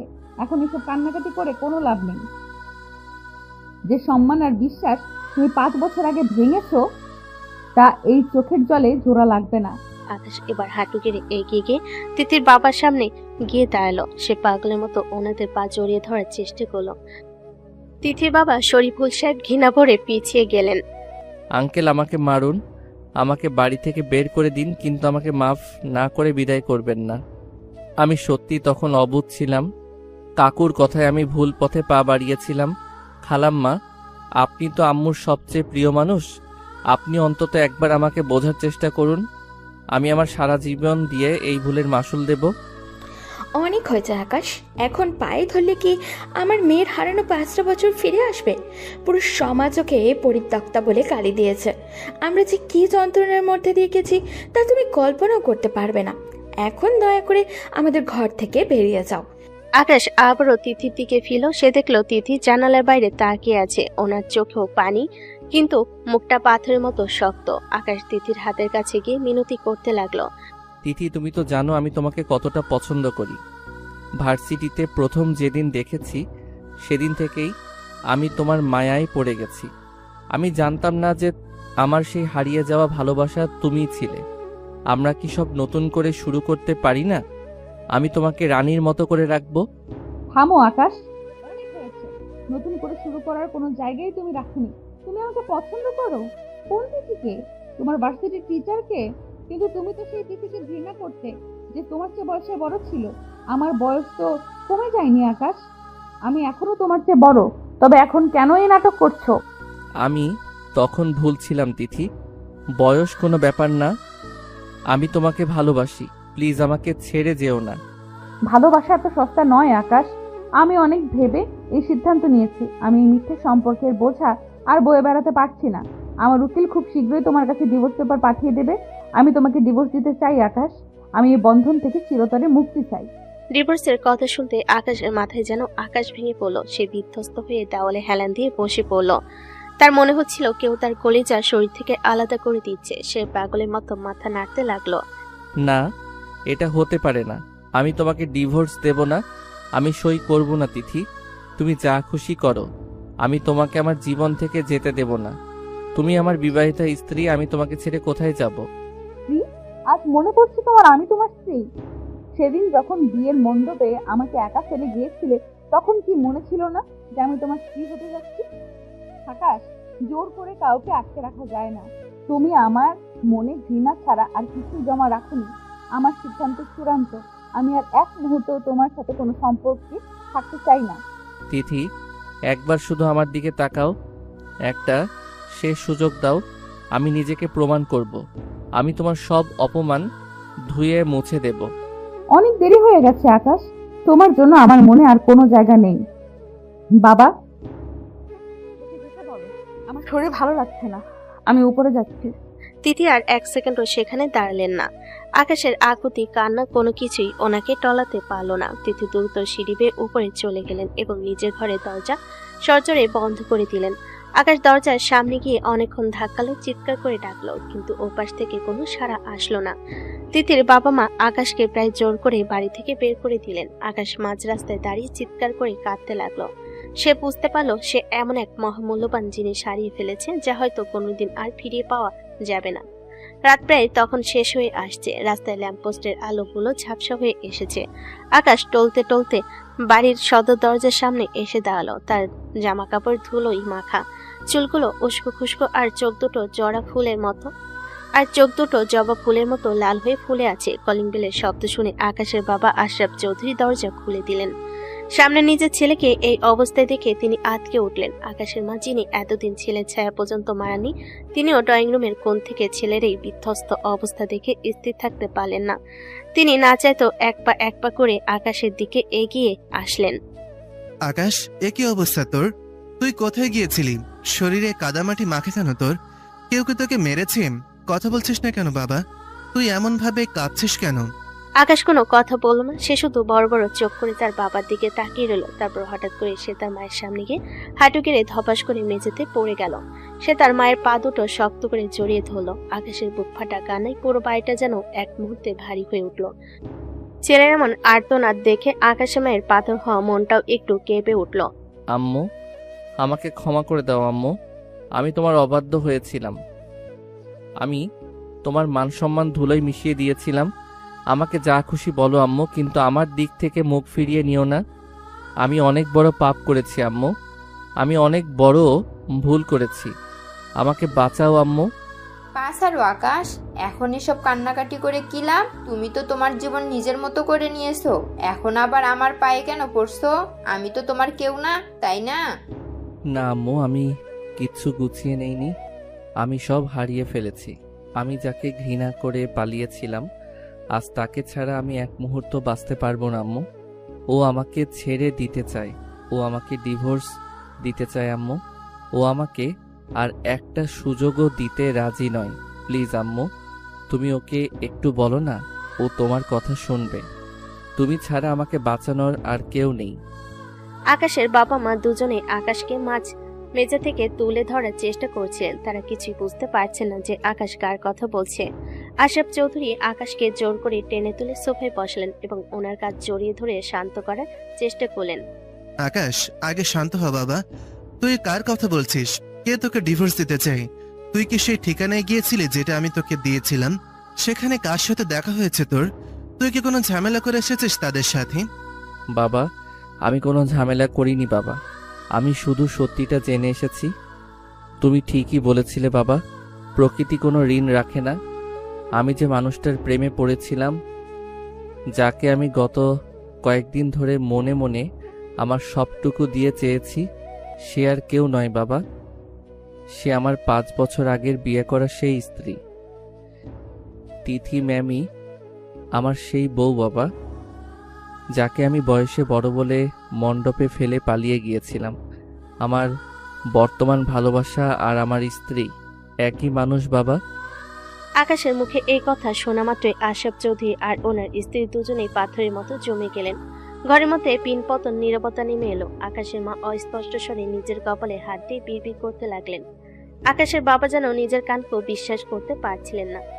তুই কি সত্যি বলছিস আকাশ? তিথি তোর টিচার, আর তুই কার কাছে ক্ষমা চাইতে গিয়েছিলি? তুই কি জানতি না ও সেখানে থাকে? আমি কিচ্ছু জানতাম না বাবা। আমি তোকে কোনোদিন দেখিনি। আজ ওর বাড়িতে গিয়ে যখন ওকে দেখলাম, তখন মনে হলো আমার পায়ের নিচ থেকে মাটি সরে গেছে। আমি ওর পায়ে ধরেছি বাবা। ওর বাবা মায়ের কাছে কত অনুনয় করেছি, কিন্তু কেউ আমাকে মাফ করেনি। তিথি সাব জানিয়ে দিয়েছে সে এই সম্পর্কের বোঝা আর বইবে না। সে আমাকে ডিভোর্স দিতে চায় বাবা। আমি ওকে হারাবো না। আমি ওকে ছাড়া মরে যাব বাবা। তার মানে তিথি তোমার সাথে ওই ভার্সিটিতেই ছিল? ও কি জানতো তুই ওর স্বামী? ও কি সব জেনেই তোকে পড়াতো? ও সব জানতো আম্মু।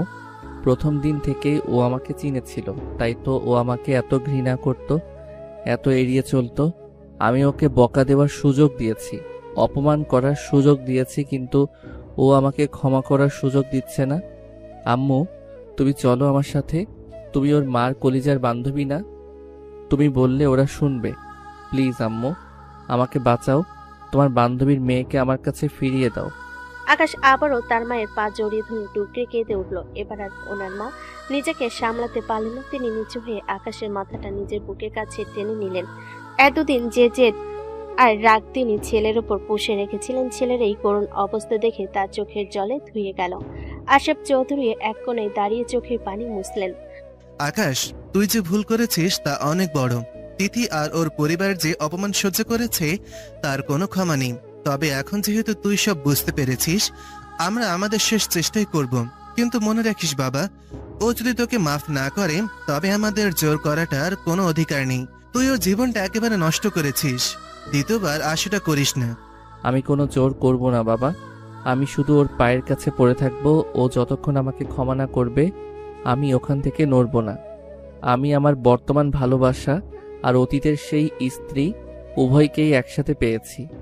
আমি কিছুতেই এই পাওয়াটাকে হারিয়ে যেতে দেব না। আমি ওকে আমার করে নেবই বাবা। আকাশ পাগলের মতো বিড়বিড় করতে লাগলো আর কাঁদতে লাগলো। তার মা তাকে জড়িয়ে ধরে সান্ত্বনা দিতে দিতে ওনার নিজের বান্ধবীর কথা ভাবতে লাগলেন। বাড়ির পরিবেশটা এখন এক অদ্ভুত যন্ত্রণায় আর কান্নায় ভারী হয়ে আছে। আকাশের মা ভাবছেন কালকে তিনি তার বান্ধবীর কাছে মুখ দেখাতে পারবেন, আর তিথি কি আদৌ এই আকাশকে ঘুণ করবে? গত রাতে সে বিভীষিকা আর কানাকাটির পর আকাশের চোখে এক ফোঁটা ঘুমও ছিল না। সারা রাত সে শুধু তিথির ওই পাথরের মতো শক্ত মুখটা আর ডিভোর্সের কথাগুলো ভেবেছে। সকাল হতেই আকাশ নিজে একটু গুছিয়ে নিয়ে ভার্সিটির উদ্দেশ্যে রওনা হলো। তার মনে এখন শুধু অদ্ভুত এক জেদ, যে তিথিকে সে না চিনে ভালোবেসেছিল, আজ সে তিথিকে সে নিজের স্ত্রী হিসাবে মর্যাদা দিয়ে ফিরে পেতে চায়।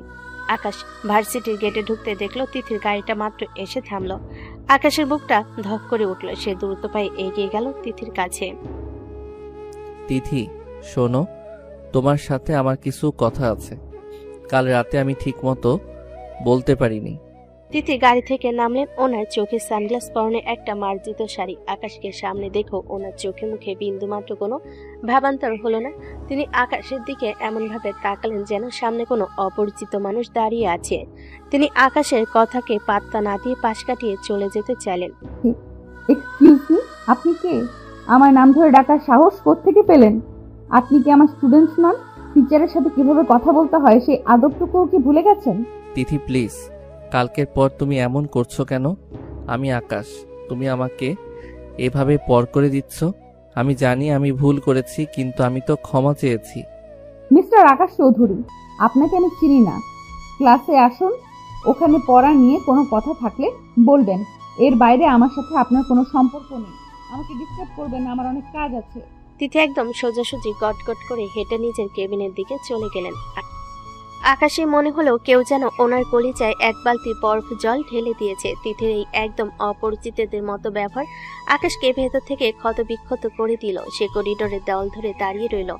আশেপাশের স্টুডেন্টরা অবাক হয়ে তাদের দেখছিল, কিন্তু আকাশের সেদিকে খেয়াল নেই।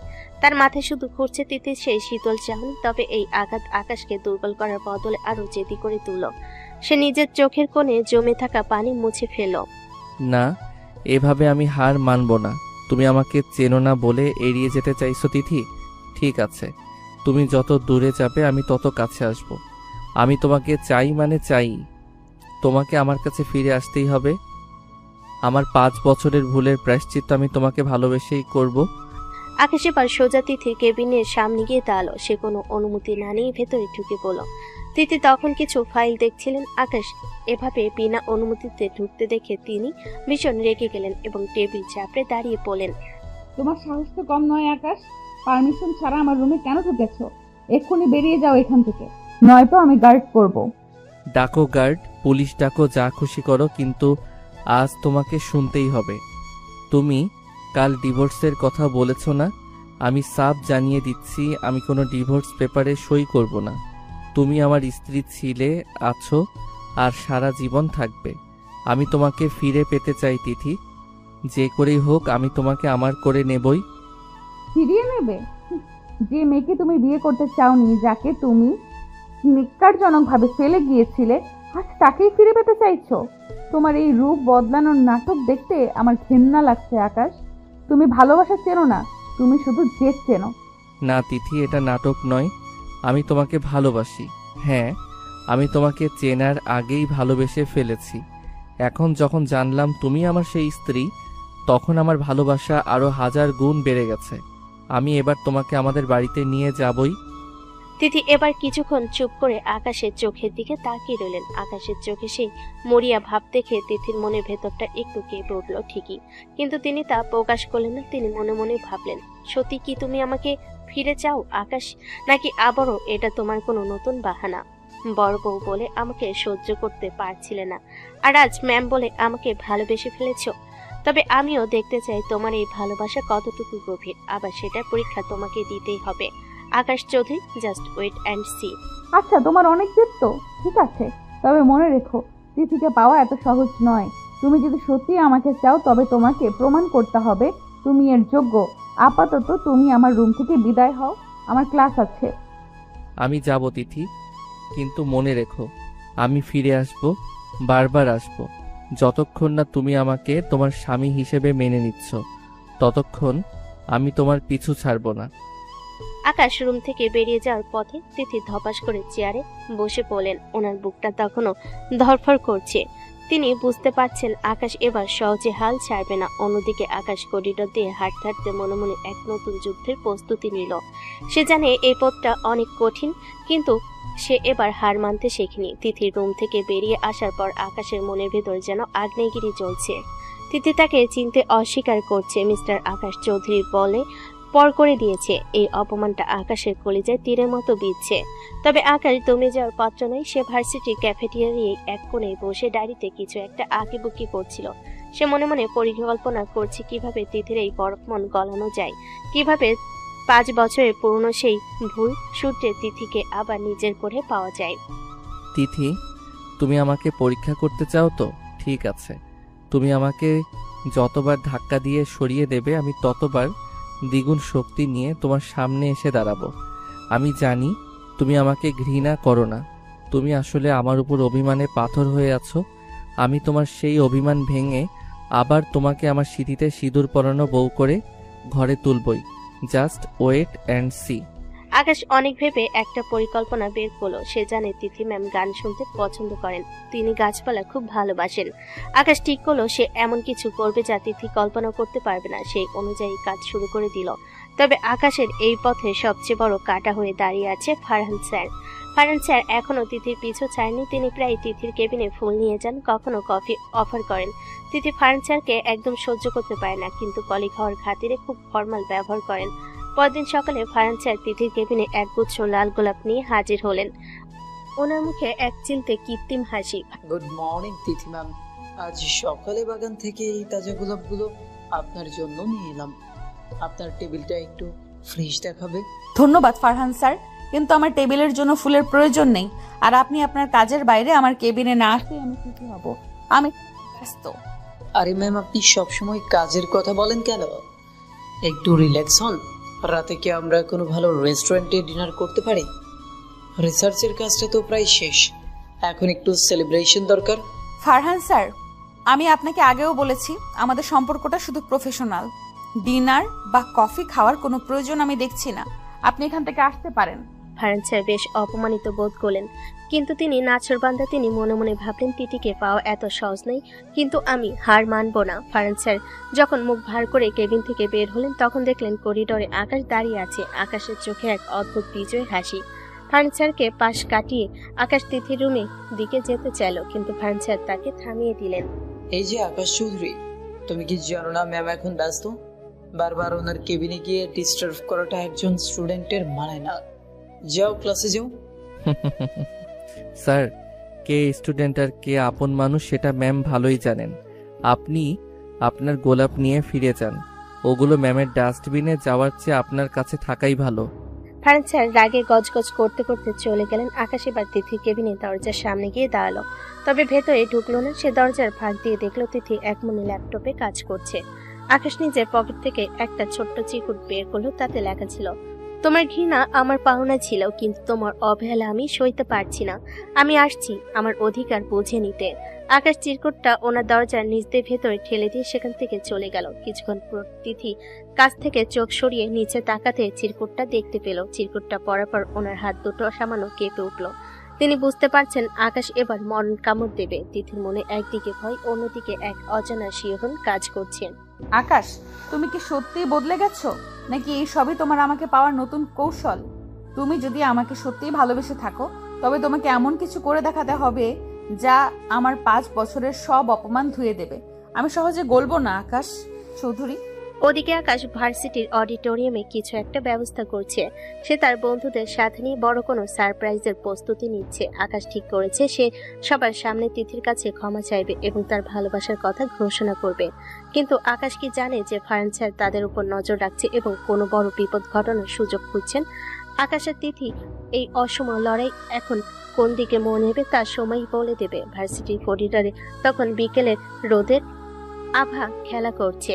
ক্লাস শেষ হয়ে যাওয়ায় ক্যাম্পাসটা প্রায় ফাঁকা হয়ে এসেছে। তিথি নিজের ফাইলগুলো গুছিয়ে নিয়ে দ্রুত পায়ে পার্কিং এর দিকে যাচ্ছিলেন। ওনার মনের ভেতর সারাদিন এক অদ্ভুত অস্থিরতা কাজ করছে। কাল রাতের আকাশের সেই আকুতি আর আজ সকালের সেই চিরকুট সব মিলে তিথিকে নিজেকে খুব এলোমেলো অনুভব করছেন।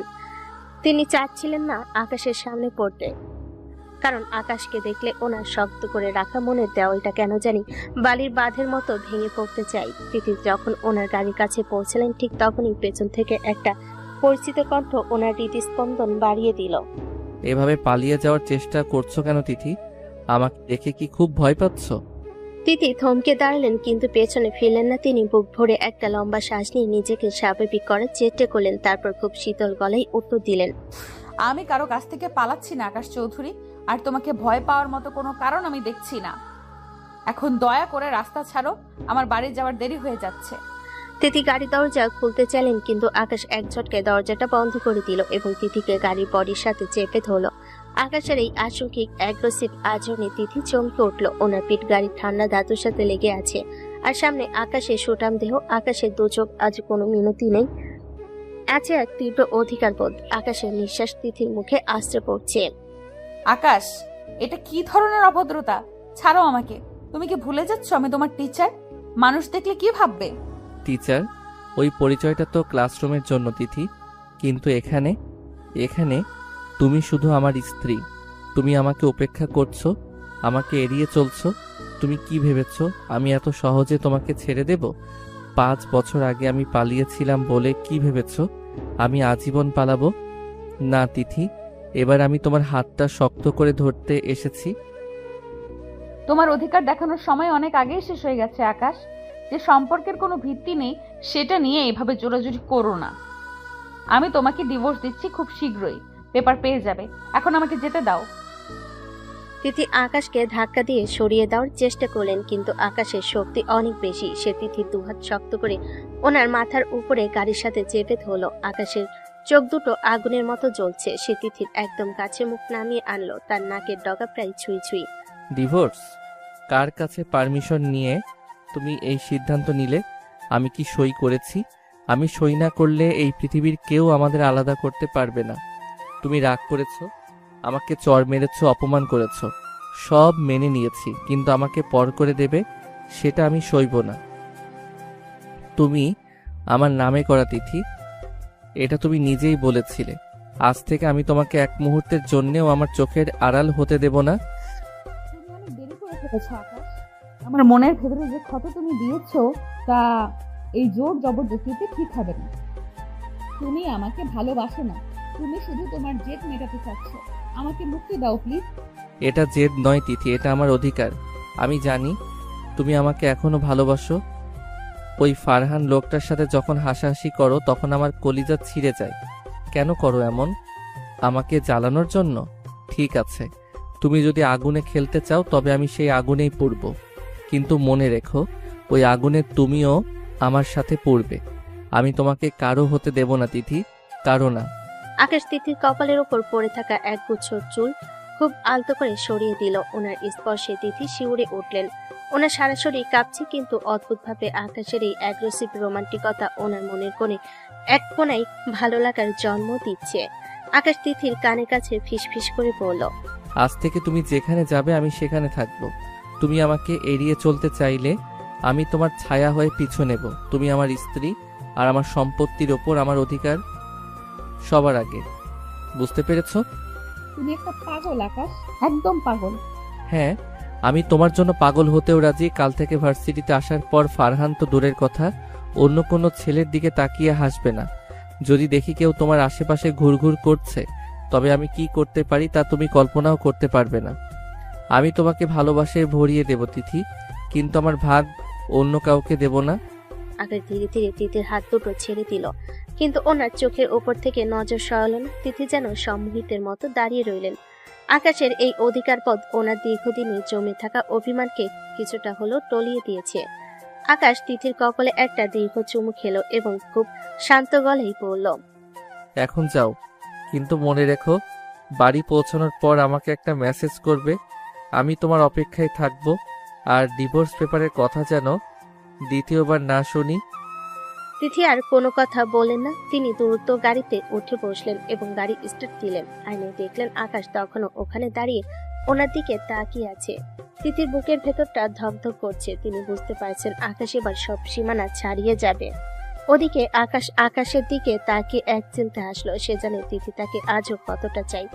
এই লড়াইটা এখন কেবল শুরু। আকাশ ঠিক করেছে সে তিথিকে শুধু ভার্সিটিতে নয়, সবার সামনে নিজের স্ত্রী হিসেবে স্বীকৃতি দিয়ে ঘরে তুলবে। রাত তখন অনেক, পুরো শহরটা যেন গভীর ঘুমে ডুবে আছে, কিন্তু আকাশের চোখে আজ ঘুম নেই। সে বিছানায় শুয়ে শুয়ে এপাশ ওপাশ করছে আর বারবার নিজের ফোনটা চেক করছে। ভার্সিটি থেকে ফেরার সময় সে তিথিকে বারবার বলে দিয়েছিল যে বাড়ি পৌঁছে যেন তাকে একটা মেসেজ দেয়, কিন্তু এখন রাত 1টা বেজে গেছে। তিথির কোনো খবর নেই। আকাশ কয়েকবার মেসেজ পাঠিয়েছে, কিন্তু তিথি সেগুলো দেখেও কোনো উত্তর দিচ্ছে না। আকাশের রাগের পারদ যেন হু হু করে বাড়ছে। তার মনে হচ্ছে ইচ্ছে করে তিথি তাকে পাত্তা দিচ্ছে না। খুব জেদ তোমার, তাই না তিথি? ভেবেছো আমি তোমার মেসেজের জন্য বসে থাকবো আর তুমি আমাকে ইগনোর করবে? আমি তোমাকে বলেছিলাম যে আমি তোমার পিছু ছাড়বো না। তুমি মনে হয় আকাশ চৌধুরীকে এখনো চিনতেই পারোনি। আজ রাতেই তোমাকে বুঝিয়ে দিচ্ছি, আমি যা বলি তা করেই ছাড়ি। রাগের মাথায় আকাশ বিছানা ছেড়ে চট করে উঠে দাঁড়ালো। সে তার বাইকের চাবিটা হাতে নিয়ে চুপি চুপি বাড়ি থেকে বেরিয়ে এলো। মাঝরাতে ফাঁকা রাস্তা দিয়ে বাইক ছুটিয়ে সে কিছুক্ষণের মধ্যে তিথিতে বাড়ির সামনে এসে পৌঁছালো। বাড়িটা এখন পুরোপুরি নিঝুম। আকাশ খুব ভালো করে জানে তিথির ঘরটা দোতলার কোন দিকে। সে দেওয়াল পেয়ে থাকা পাইপ পেয়ে খুব সাবধানে উঠতে শুরু করলো। এই সময় পড়ে যাওয়ার ভয় থাকলেও আকাশের মাথায় তখন অন্য জেদ কাজ করছে। অনেক কসরত করে সে তিথির বারান্দা গিয়ে পৌঁছালো। দেখলো ভাগ্য ভালো, বারান্দার স্লাইডিং দরজাটা একদম লক করা ছিল না। আকাশ অতি সাবধানে ঘরের ভেতর পা রাখলো। ঘরটা আধো অন্ধকার, শুধু টেবিল ল্যাম্পের আবছা নীল আলোটা এক কোণে জ্বলছে। ঠিক তখনই বাথরুমে দরজা খোলার শব্দ হলো। তিথি সবেমাত্র শাওয়ার নিয়ে ফ্রেশ হয়ে বেরিয়েছে। ওনার চুলগুলো এখনো ভেজা, কপাল দিয়ে পানির ফোঁটা গড়িয়ে পড়ছে। তিনি ভাবতে পারেনি ওনার রুমে মাঝরাতে কেউ আসতে পারে। তিনি আলমারি থেকে নিজের রাতের ড্রেসটা বের করে বিছানায় রাখলেন। ড্রেসটা পাল্টানোর জন্য তিনি যখন আয়নার সামনে দাঁড়িয়ে নিজের ওনাটা সরাতে যাবেন, ঠিক তখনই আকাশ এক ঝটকায় মেন সুইচের হাত দিয়ে ঘরের সব আলো বন্ধ করে দিল। কি হঠাৎ কারেন্ট চলে গেল নাকি? তিথি অবাক হয়ে অন্ধকারে হাতটাতে লাগলো। তিনি যখন দেওয়ালের সুইচের দিকে এগোতে চাইলেন, ঠিক তখনই পেছন থেকে একজোড়া শক্ত হাত ওনার কোমর জড়িয়ে ধরল। তিথি ভয়ে চিৎকার দিতে চেয়েছিলেন, কিন্তু তার আগে তাকে দেওয়ালের সাথে শক্ত করে চেপে ধরা হলো। অন্ধকারে সেই চেনা পারফিউমের গন্ধ আর গরম নিঃশ্বাসে তিথি বুঝতে পারলেন এটা আর কেউ নয়, এটা আকাশ। তিথি ছটফট করতে শুরু করলো। ওনার ভেজা চুলে পানি আকাশের বুকে মেখে যাচ্ছে। আকাশ, তুমি এখানে? তোমার এত সাহস? তুমি আমার ঘরে এভাবে ঢোকার মানে কি? ছাড়ো আমাকে, এক্ষুনি ছাড়ো বলছি। তুমি কি পাগল হয়ে গেছো? কেন মেসেজে রিপ্লাই দিলে না? তোমাকে বারবার বলেছিলাম না মেসেজ করতে। আমার কথা কি তোমার কাছে এখনো ফাইজলামি মনে হয়? তোমাকে তো আগেই বলেছি আমি তোমার এই এড়িয়ে চলা একদম সহ্য করতে পারি না। আমি তোমার গোলাম নই আকাশ। তোমার যা মন চায় তাই করবে আর আমি মেনে নেব। তুমি এক্ষুনি এখান থেকে চলে যাও, নয়তো আমি চিৎকার করে সবাইকে ডাকবো। কেউ দেখে তোমার খবর আছে। এইভাবে আমার সামনে এসো না তিথি। এই ভেজা চুল আর এই অবস্থায় তোমাকে দেখে নিজেকে সামলানো আমার জন্য খুব কঠিন হয়ে পড়ছে। তুই জানো না তুমি কতটা সুন্দর? তুই কি জানো তোমার এই চেহারা আমাকে কতটা পাগল করে দিচ্ছে? চিৎকার করতে চাও? করো চিৎকার। সবাইকে ডেকে বলো যে তোমার বর মাঝরাতে তোমার ঘরে এসেছে। আমি তো চাই সবাই জানো যে তুমি শুধু আমার। তিথি রাগে আর অভিমানে একদম চুপ হয়ে গেল। তিনি চিৎকার করার জন্য মুখ খুলছিলেন, কিন্তু তার আগে আকাশ এক লহমায় তিথির মুখ নিজের ঠোঁট দিয়ে বন্ধ করে দিল। তিথি সব কথা যেন গলার কাছে আটকে গেল। আকাশের এই হঠাৎ ভালোবাসায় তিথি থমকে গেলেন। তিনি আকাশকে ধাক্কা দিয়ে সরিয়ে দিতে চেয়েছিলেন, কিন্তু আকাশের শরীরের শক্তির কাছে তিনি বড় অসহায়। আকাশের এই পাগলামি মধ্যে যেন পাহাড় সমান ভালোবাসা লুকানো ছিল। তিথির চোখ দিয়ে দু ফোঁটা পানি গড়িয়ে পড়ল। তিনি বুঝতে পারলেন এই ছেলেকে তিনি যতই দূরে সরিয়ে দিতে চান না কেন, ওনার নিজের মনও আকাশের এই অধিকারের কাছে বারবারই হেরে যায়। আকাশ ধীরে ধীরে তিথির মুখ থেকে নিজেকে সরিয়ে নিল, কিন্তু ওনার কপালে কপাল থেকে অনেকক্ষণ দাঁড়িয়ে রইল। অন্ধকারে দুজনে জোরে জোরে নেওয়া নিঃশ্বাসের শব্দ এখন পুরো ঘরে প্রতিধ্বনিত হচ্ছে। এখন বলো, আমাকে কি আর তাড়িয়ে দেবে? ডিভোর্স পেপারে সই করতে বলবে আমাকে? আমাকে ছেড়ে অন্য কোথাও যেতে পারবে তুমি? খারাপ আকাশ, অনেক বড় শয়তান তুমি আমাকে শান্তি দেবে না। আমি তোমাকে শান্তিতে থাকতে দেব না তিথি। আমি তোমাকে সারা জীবন ভালোবাসায় ডুবিয়ে রাখবো। আজ থেকে এই ঘরে আমার অধিকার সবার আগে। কাল সকালে আমি তোমার বাবা মায়ের সাথে কথা বলবো, আমরা আর আলাদা থাকবো না। আমি তোমাকে আমাদের বাড়িতে নিয়ে যাবই। এটা আকাশ চৌধুরীর কথা। আকাশ তিথির কপালে আর গালে ছোট ছোট অনেকগুলো চুমু দিল। তিথি আর বাধা দেওয়ার শক্তি পেলেন না। তিনি আকাশের বুকের ওপর নিজের মাথাটা এলিয়ে দিলেন। দীর্ঘ 5 বছরের যে দূরত্বটা ছিল তা যেন এক রাতে মিটে যেতে শুরু করেছে। বাইরে তখন ঝুম বৃষ্টি শুরু হয়েছে, আর ঘরের ভেতর শুরু হয়েছে এক নতুন ভালোবাসার গল্প। বাইরে ঝুম বৃষ্টির শব্দ আর ঘরের ভেতরে এই থমথমে নীরবতা মিলে এক অদ্ভুত পরিবেশ তৈরি হয়েছে। আকাশ তিথিকে দেওয়ালের সাথে চেপে ধরে তার চোখের দিকে তাকিয়ে আছে। তিথির চোখে তখনও জল চিকচিক করছে। অভিমানে ওনার বুকটা ফেটে যাচ্ছিল। আকাশকে এত কাছে পেয়েও ওনার মনে পড়ছিল সেই পুরনো দিনের কথা, যখন আকাশ তাকে স্রেফ বয়সে বড় পেলে অবহেলা করেছিল। তিথি একটু নিজেকে সামলে নিয়ে আকাশের চোখের দিকে তাকিয়ে খুব তুচ্ছ করে বলল, কেন এসেছো আকাশ? তুমি তো বলেছিলে আমি তোমার চেয়ে অনেক বয়সে বড়, আমাকে তোমার পাশে মানায় না। তুমি বলেছিলে আমাকে মেনে নিলে তুমি সমাজে মুখ দেখাতে পারবে না, বন্ধুরা তোমাকে হাসাহাসি করবে। আজ তুমি কেন আমাকে এইভাবে আঁকড়ে ধরেছো? আমার বয়স কি আজ কমে গেছে, নাকি আজ সমাজের ভয়টা কেটে গেছে তোমার? তিথির এই পিতা কথাগুলো আকাশের কানে বিষের মতো লাগলো। সে খুব করুণ চোখে তিথির দিকে তাকালো। তার কণ্ঠস্বর একদম নরম হয়ে এলো। আকাশ তিথির এক হাত নিজের বুকের উপর রাখলো, যেখানে হৃৎপিণ্ডটা পাগলের মতো ধড়ফড় করছিল। প্লিজ তিথি, আর ওভাবে কথা বলো না। তোমার প্রতিটি কথা আমার বুকে তীরের মতো বিঁধছে। আমার সহ্য হচ্ছে না। আমি মানছি আমি অনেক বড় ভুল করেছি। আমি চরম একটা অপরাধ করেছি। সেই অপরাধের শাস্তি তুমি আমাকে সারা জীবন দিও, কিন্তু এভাবে পর করে দিও না। আমাকে একটাবার ক্ষমা করা যায় না? আমি তোমাকে ছাড়া একটা মুহূর্ত ভাবতে পারছি না। প্লিজ তিথি, আমাকে মাফ করে দাও। আকাশ এই কথাটি বলে ধীর হাতে তিথির ঘাড়ে হাত রাখলো। ওনার ভেজা ঘাড়ের ওপর আকাশের আঙ্গুলগুলো খুব আলতো করে স্লাইড করতে লাগলো। হঠাৎ তিথি এই স্পর্শে একদম অপ্রস্তুত হয়ে পড়লো। ওনার সারা শরীর দিয়ে যেন একটা বিদ্যুতের স্রোত বয়ে গেল। তিনি কথা বলতে চাইলেন, কিন্তু গলার কাছে শব্দগুলো আটকে যাচ্ছিল। আকাশের হাতের ছোঁয়া ওনার দীর্ঘদিনে জমে থাকা একঘেয়ে জীবনটাকে মুহূর্তে বদলে দিচ্ছে। আকাশ তখন তিথির মায়াবী মুখের দিকে তাকিয়ে পুরোপুরি মোহিত হয়ে গেল। ওনার ভেজা চুল, টলমল চোখ আর কাপা ঠোঁট দেখে আকাশ আর নিজেকে সামলাতে পারল না। আকাশ ধীরে ধীরে তিথির মুখের দিকে এগিয়ে গেল। তিথির নিঃশ্বাস তখন তপ্ত হয়ে উঠছে। হঠাৎ করে আকাশ তিথির ঠোঁটের সাথে নিজের ঠোঁট মিশিয়ে দিল। তিথি প্রথমে একদম হকচকিয়ে গেলেন। তার মাথা যেন কাজ করছিল না। যখন তিনি স্বয়ংবিদ ফিরে পেলেন, তখন নিজেকে ছাড়ানোর জন্য হাত পা ছুটতে লাগলেন। আকাশের বুকে ধাক্কা দিতে চাইলেন, কিন্তু আকাশের এই অবদ্ধ ছোঁয়া আর গভীর ভালোবাসার কাছে তিনি বেশিক্ষণ লড়তে পারলেন না। আকাশের স্পর্শে গভীরতা যত বাড়ছিল, তিথিও যেন এক অজানা মাই ডুবে যাচ্ছিলেন। তিথির চটপটানি ধীরে ধীরে কমে গেল। তিনি বুঝতে পারলেন এই মানুষটাকেই তিনি সারা জীবন চেয়ে এসেছেন। আকাশের হাতের স্পর্শ যখন আরো গভীর থেকে গভীরে যেতে লাগলো, তখন তিথি নিজেকেও ধরে রাখতে পারলেন না। তিনিও নিজের অজান্তেই আকাশকে চাপতে ধরলেন। দুজনের মধ্যে এক গভীর আর নিবিড় প্রেমের সম্পর্ক গড়ে উঠল। অন্ধকার ঘরটাতে তখন শুধু দুজনের উত্তপ্ত নিঃশ্বাসের শব্দ। আকাশ তিথির কানের কাছে মুখ এনে খুব দরদ মাখানো গলায় পড়ল, তুমি আমার আকাশ তিথি। এই 5 বছর আমি অন্ধকারে ছিলাম। আজ তুমি আমার জীবনে চাঁদ হয়ে ফিরে এসেছো। তোমাকে ছাড়া আমার অস্তিত্ব একদম শূন্য। তুমি বয়সে বড় কিনা আমি জানি না, আমি শুধু জানি তুমি আমার আত্মার একটা অংশ। আমাকে ছেড়ে যাওয়ার কথা আর কোনোদিন মুখেও আনবে না? তুমি আমাকে অনেক কাঁদিয়েছো আকাশ। আমি কোনোদিন ভাবিনি আমাদের মাঝরাতের এই মিলটা এভাবে হবে। আমার খুব ভয় হচ্ছে কাল সকালে এই স্বপ্নটা ভেঙে যাবে। স্বপ্ন ভাঙবে না তিথি। কাল থেকে নতুন সূর্য উঠবে আমাদের জন্য। আমি কাল সকালেই সবার সামনে ঘোষণা করব তুমি আমার স্ত্রী। কোনো সমাজ, কোনো লোকলজ্জা আমাকে আর আটকাতে পারবে না। তুমি শুধু আমার, সারা জীবনের জন্য আমার। তারা দুজনে একে অপরের খুব কাছাকাছি চলে আসলো। বাইরে বৃষ্টির তোড় যেন আরো বেড়ে গেল। আকাশ আর তিথির এই মিলনকে তারা স্বাগত জানাচ্ছে।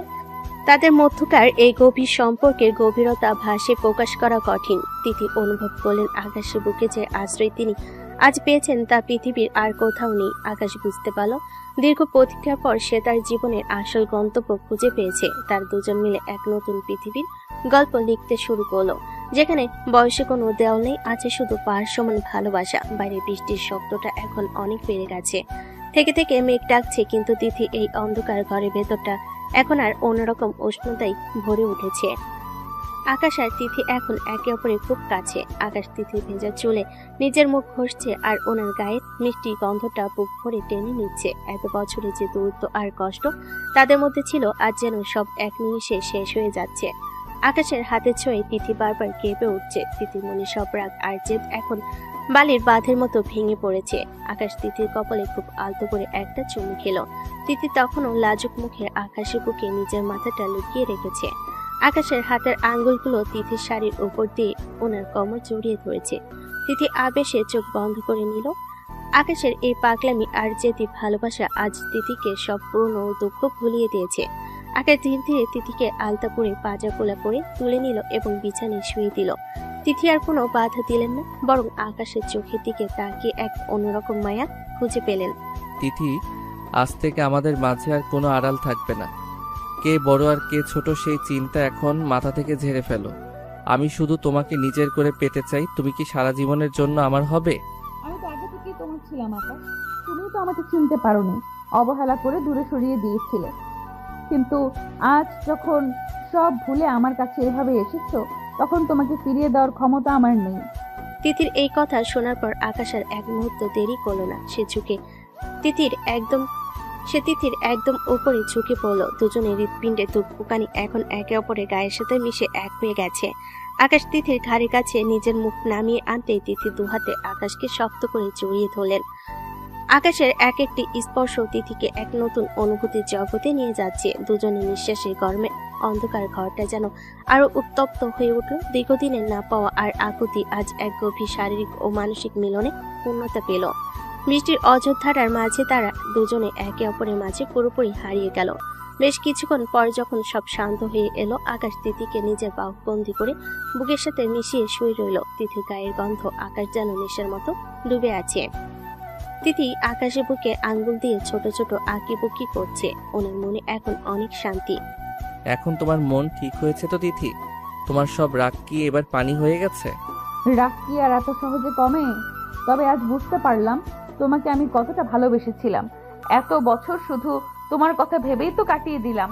এখন আমার খুব ভয় লাগছে আকাশ। কাল সকালে তুমি আবার মন বদলে সব ফেলে পালিয়ে যাবে না তো? একদম না। এবার আমি তোমাকে নিয়েই যাব। কাল সকালে তোমার আব্বু আম্মুর সামনে সিনা টান করে গিয়ে দাঁড়াবো। স্পষ্ট বলে দেব যে আমি আমার বউকে নিতে এসেছি। এবার আর কোনো লুকোচুরি বা পালানোর কারবার নেই। কিন্তু মানুষজন কি বলবে আকাশ? আমি তোমার টিচার, এটা জানলে লোকে আজে বাজে কথা শোনাবে। তোমার বন্ধুরা যখন জানবে তখন সামলাতে পারবে তো? আমার খুব চিন্তা হচ্ছে। লোকে আমাদের ভাত দেয় না তিথি। আমার আনন্দ তুমি আর আমি আমার খুশিকে আগলে রাখতে জানি। কে কি বলল তাতে আমার কিছু যায় আসে না। আমার যা মনে চায় আমি সেটাই করি। আর তোমার এই ম্যাম পরিচয়টা আমার কাছে এখন সবচেয়ে মজার লাগছে। আমার ম্যামই আমার বউ, এটা ভাবতে যে কি আনন্দ হচ্ছে তোমাকে বোঝাতে পারবো না।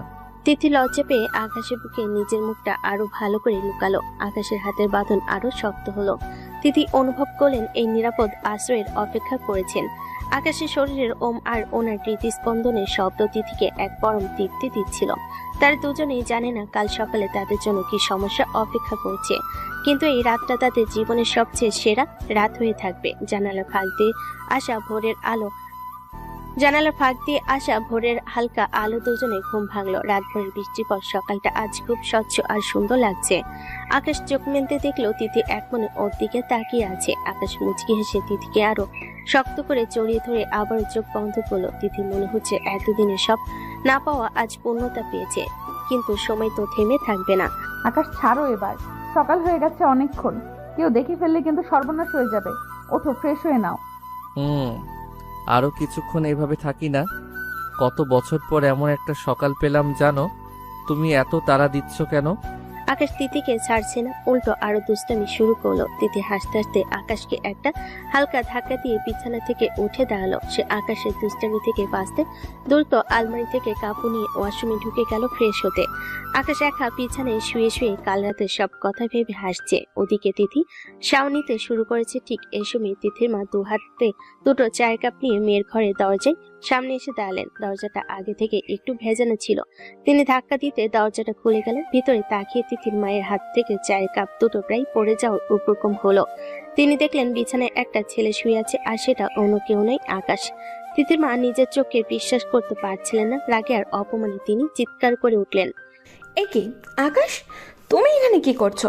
তিথি, তিথি কোথায় তুই? মায়ের এই আকাশ ফাটানো চিৎকার শুনে ওয়াশরুমে তিথির হাত পা থরথর করে কাঁপতে লাগলো। সে কোনো মতে দ্রুত গায়ে জামা কাপড় জড়িয়ে ভেজা চুলে ওয়াশরুম থেকে বেরিয়ে এলো। সে দেখলো তার মা অগ্নিশর্মা হয়ে দাঁড়িয়ে আছেন, আর আকাশ বিছানায় উঠে বসে আমতা আমতা করছে। তিথিকে এই অবস্থায় অর্থাৎ গোসল সেরে ভেজা চুলে বের হতে দেখে আর আকাশকে ওনার বিছানায় দেখে তিথির মায়ের মাথায় যেন রক্ত চড়ে গেল। কিন্তু এই দৃশ্য দেখে তিনি এতটাই স্তম্ভিত হয়ে গেলেন যে ওনার মুখ দিয়ে আর কোনো কথাই বের হলো না। লজ্জে আর ঘেন্নায় ওনার নিজেরই মাথা কাটা যাচ্ছিল। তিনি আর কোনো কথা না বলে ঝড়ে বেগে ঘর থেকে বেরিয়ে গেলেন, যেন এখান থেকে পালিয়ে বাঁচতে পারলেই রক্ষা। সর্বনাশ হয়ে গেল আকাশ, আম্মু সব দেখে ফেলেছে। এখন আমি কিভাবে মুখ দেখাবো? আম্মু কি ভাবছে আমাদের সম্পর্কে? তিথি, শান্ত হও। যা হয়েছে ভালোই হয়েছে। লুকোচুরি তো অনেক হলো, এবার সামনাসামনি লড়াই করার সময় এসেছে। তুমি এভাবে অপ্রস্তুত হয়ে থেকো না। তিথি কোনো কথা বলতে পারছিল না। সে মায়ের পেছন পেছন যাওয়ার জন্য পা বাড়ালো ঠিকই, কিন্তু লজ্জায় তার পা যেন এগোচ্ছিল না। আকাশও বুঝতে পারলো যে তারা দুজনেই এখন এক ভয়াবহ পরিস্থিতির মুখে দাঁড়িয়ে। তিথি তার মাকে সবটা বোঝানোর জন্য দরজার দিকে গেল, কিন্তু দরজার কাছে গিয়ে সে থমকে দাঁড়ালো। সে বুঝতে পারলো তার মা এখন কোনো কথাই শুনবে না। পুরো ঘর জুড়ে এক অস্বস্তিকর নীরবতা নেমে এলো। আকাশ আর তিথি দুজনেই একে অপরের দিকে তাকাতে পারছে না লজ্জায়। গতকাল রাতে সেই ঘনিষ্ঠতা আর ভোরের এই ধরা খাওয়া তাদের দুজনকে একদম কুঁকড়ে দিয়েছে। তিথি ঘর থেকে বের হয়ে ওনার মা হন্তদন্ত হয়ে নিজের ঘরের দিকে ছুটলেন। ওনার সারা শরীর রাগে আর অপমানে কাঁপছে। ড্রয়িং রুমে তিথির বাবা শরীফুল সাহেব বসে পেপার পড়ছিলেন। স্ত্রীকে ওভাবে দিশাহারা অবস্থায় দৌড়াতে দেখে তিনি বেশ ঘাবড়ে গেলেন। পেপারটা টেবিলের উপর রেখে তিনি উঠে দাঁড়ালেন। কি হয়েছে তোমার? ওভাবে দৌড়চ্ছ কেন? তিথিকে চা দিতে গেলে তারপর এমন পাগলের মতো ছুটে এলে যে? ঘরে কি চোর ঢুকেছে নাকি? তিথিমা কোনো উত্তর দিলেন না। তিনি যেন নিজের কান দিয়ে ধোঁয়া বের করছেন। ঘরে ঢুকে আলমারির উপর থেকে নিজের ফোনটা এক ঝটকায় তুলে নিলেন। ওনার হাত কাঁপছে, ফোনের লক খুলতেও বারবার ভুল হচ্ছে। তিথি বাবা ওনার পেছনে ঘরে এসে হাজির হলেন। স্ত্রীর এমন গম্ভীর আর অদ্ভুত আচরণ দেখে ওনার মনে এক অজানা ভয় কাজ করতে লাগলো। আমি তোমাকে কিছু জিজ্ঞেস করেছি, কথা বলছো না কেন? তিথির ঘরে কি এমন দেখেছো যে তোমার চেহারার এই অবস্থা? তুমি শুধু চুপ করে দাঁড়িয়ে থাকো। আমি কি দেখছি সেটা এখন মুখেও আনতে পারছি না। আগে এদের বিচার হোক, তারপর সব জানবে। তিথির মা সরাসরি আকাশের মা আয়েশা বেগমের নাম্বারে ফোন দিলেন। ওদিকে আয়েশা বেগম তখন জায়নামাজে বসে তসবিহ গুনছিলেন। আকাশের চিন্তায় ওনার সারা রাত ঘুম হয়নি। হঠাৎ ফোনের স্ক্রিনে বান্ধবীর নাম দেখে তিনি চমকে উঠলেন। দীর্ঘ 5 বছর পর আজ তিথির মা নিজে থেকে ফোন করেছেন। আয়েশা বেগম ব্যস্ত হয়ে তসবিহ রেখে ফোনটা রিসিভ করলেন। হ্যালো রেনু, তুই ফোন করেছিস? আমি তো ভাবতেই পারিনি। অত সোহাগ দেখানোর দরকার নেই আয়েশা। শোনো, এখন এই মুহূর্তে আশরাফ চৌধুরী আর তোকে আমি আমার বাড়িতে দেখতে চাই। দেরি না করে এক্ষুনি বের হও দুজনে। কেন রেনু, কি হয়েছে? এত সকালে এমন উত্তেজিত হয়ে কেন কথা বলছিস? আশরাফ তো এখনো নাস্তাও করেনি। তোর ছেলে কি কাণ্ড ঘটিয়েছে আর আমার মেয়ের সম্মান নিয়ে কিভাবে ছিনিমিনি খেলছে সেটা এসে নিজের চোখে দেখে যা। আমি আর এক মুহূর্ত দেরি সইব না। তোমরা যদি না আসো তবে আমি এমন কিছু করে ফেলবো যার জন্য তোমরা সারা জীবন পস্তাবে। রাখলাম। তিথির মা খট করে ফোনটা কেটে দিলেন। আয়েশা বেগম ফোনের ওপাশে পাথর হয়ে দাঁড়িয়ে রইলেন। ওনার বুকটা দুরু দুরু কাঁপছে। তিনি বুঝলেন আকাশ নিশ্চয়ই কোনো বড় অঘটন ঘটিয়েছে। তিনি তড়িঘড়ি করে ওনার স্বামীকে ডাকতে শুরু করলেন। ওদিকে তিথির বাড়িতে তখন এক থমথমে পরিবেশ। তিথির বাবা শরীফুল সাহেব স্ত্রীর পাশে দাঁড়িয়ে ওনার কাঁধ স্পর্শ করলেন। ওনার কপালে চিন্তার ভাঁজ। তুমি আয়েশাদের আসতে বললে কেন? আকাশ কি করেছে? আর আকাশ এখানে আসবে কোত্থেকে? ও কি আমাদের বাড়িতে এসেছে? আগে তাদের আসতে দাও শরীফুল। তারা আগে নিজের চোখে দেখুক তাদের সুপুত্র বড় হবার পর কতটা নীচ হয়ে গেছে।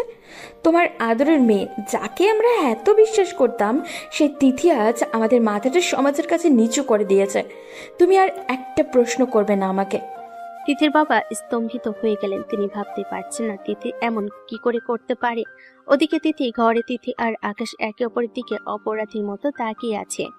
আকাশ বুঝতে পারছে যে ঝড়টা এবার বেশ বড় হবে, কিন্তু সে মনে মনে ঠিক করেছে আজ যাই হয়ে যাক সে আর পালাবে না। আজ সে তিথির হাত সবার সামনে শক্ত করে ধরবে। তিথি বিছানায় বসে টুকরে কেঁদে উঠল। মা বাবার বিশ্বাস ভাঙ্গার কষ্ট ওনাকে কুড়ে কুড়ে খাচ্ছে। আকাশ তিথির পাশে এসে ওনার মাথায় হাত রাখলো, কিন্তু তিথি ওনার হাত জড়িয়ে দিলেন। পুরো বাড়িটা এখন একটা আগ্নেয়গিরির মতো ফেটে পড়ার অপেক্ষায় আছে। তিথিদের বাড়ির ড্রয়িং রুম এখন একটা রণক্ষেত্রে পরিণত হয়েছে। একপাশে আকাশের মা বাবা, অন্য পাশে তিথির মা বাবা। দুই বান্ধবীর মধ্যে পুরনো শোক এখন উধাও। ঝগড়া এমন পর্যায়ে পৌঁছেছে যে মনে হচ্ছে এখনই একে অপরের চুল টেনে ধরবেন। আকাশ আর তিথি দরজার এক কোণে দাঁড়িয়ে ওই ঐতিহাসিক ঝগড়া দেখছে। আয়েশা, তোর ছেলেকে তুই শিক্ষা দিয়েছিস। চোরের মতো মাঝরাতে আমার মেয়ের ঘরে ঢুকে বসে আছে, লজ্জা করে না? শোন রেনু, তালি এক হাতে বাজে না। তোর মেয়েও নিশ্চয় দরজা খোলা রেখেছিল। আর আমার ছেলে তো নিজের বউয়ের কাছেই এসেছে, পাশের বাড়ির কারো কাছে তো যায়নি। কি বললেন আপনি? বউ মানে? যে ছেলে বিয়ের আসর থেকে পালিয়ে যায় তাকে আমরা জামাই বলে মানি না। জামাই মানেন না আর না মানেন, তাবির নামায় কিন্তু আমার ছেলের নামই আছে। বেশি কথা বললে পুলিশ ডাকবো। দুই পরিবারের এই ঝগড়া যখন তুঙ্গে, তখন আকাশ দেখলো এই গ্যাঞ্জাম মেটার কোনো লক্ষ্য নেই। আকাশ তিথির কানে কাছে ফিস ফিস করে বলল, এরা সারা জীবন ঝগড়া করলেও শান্তি পাবে না, চলো আমরা ভাগি। তিথি কিছু বলার আগে আকাশ এক ঝটকে তিথির হাত শক্ত করে ধরল।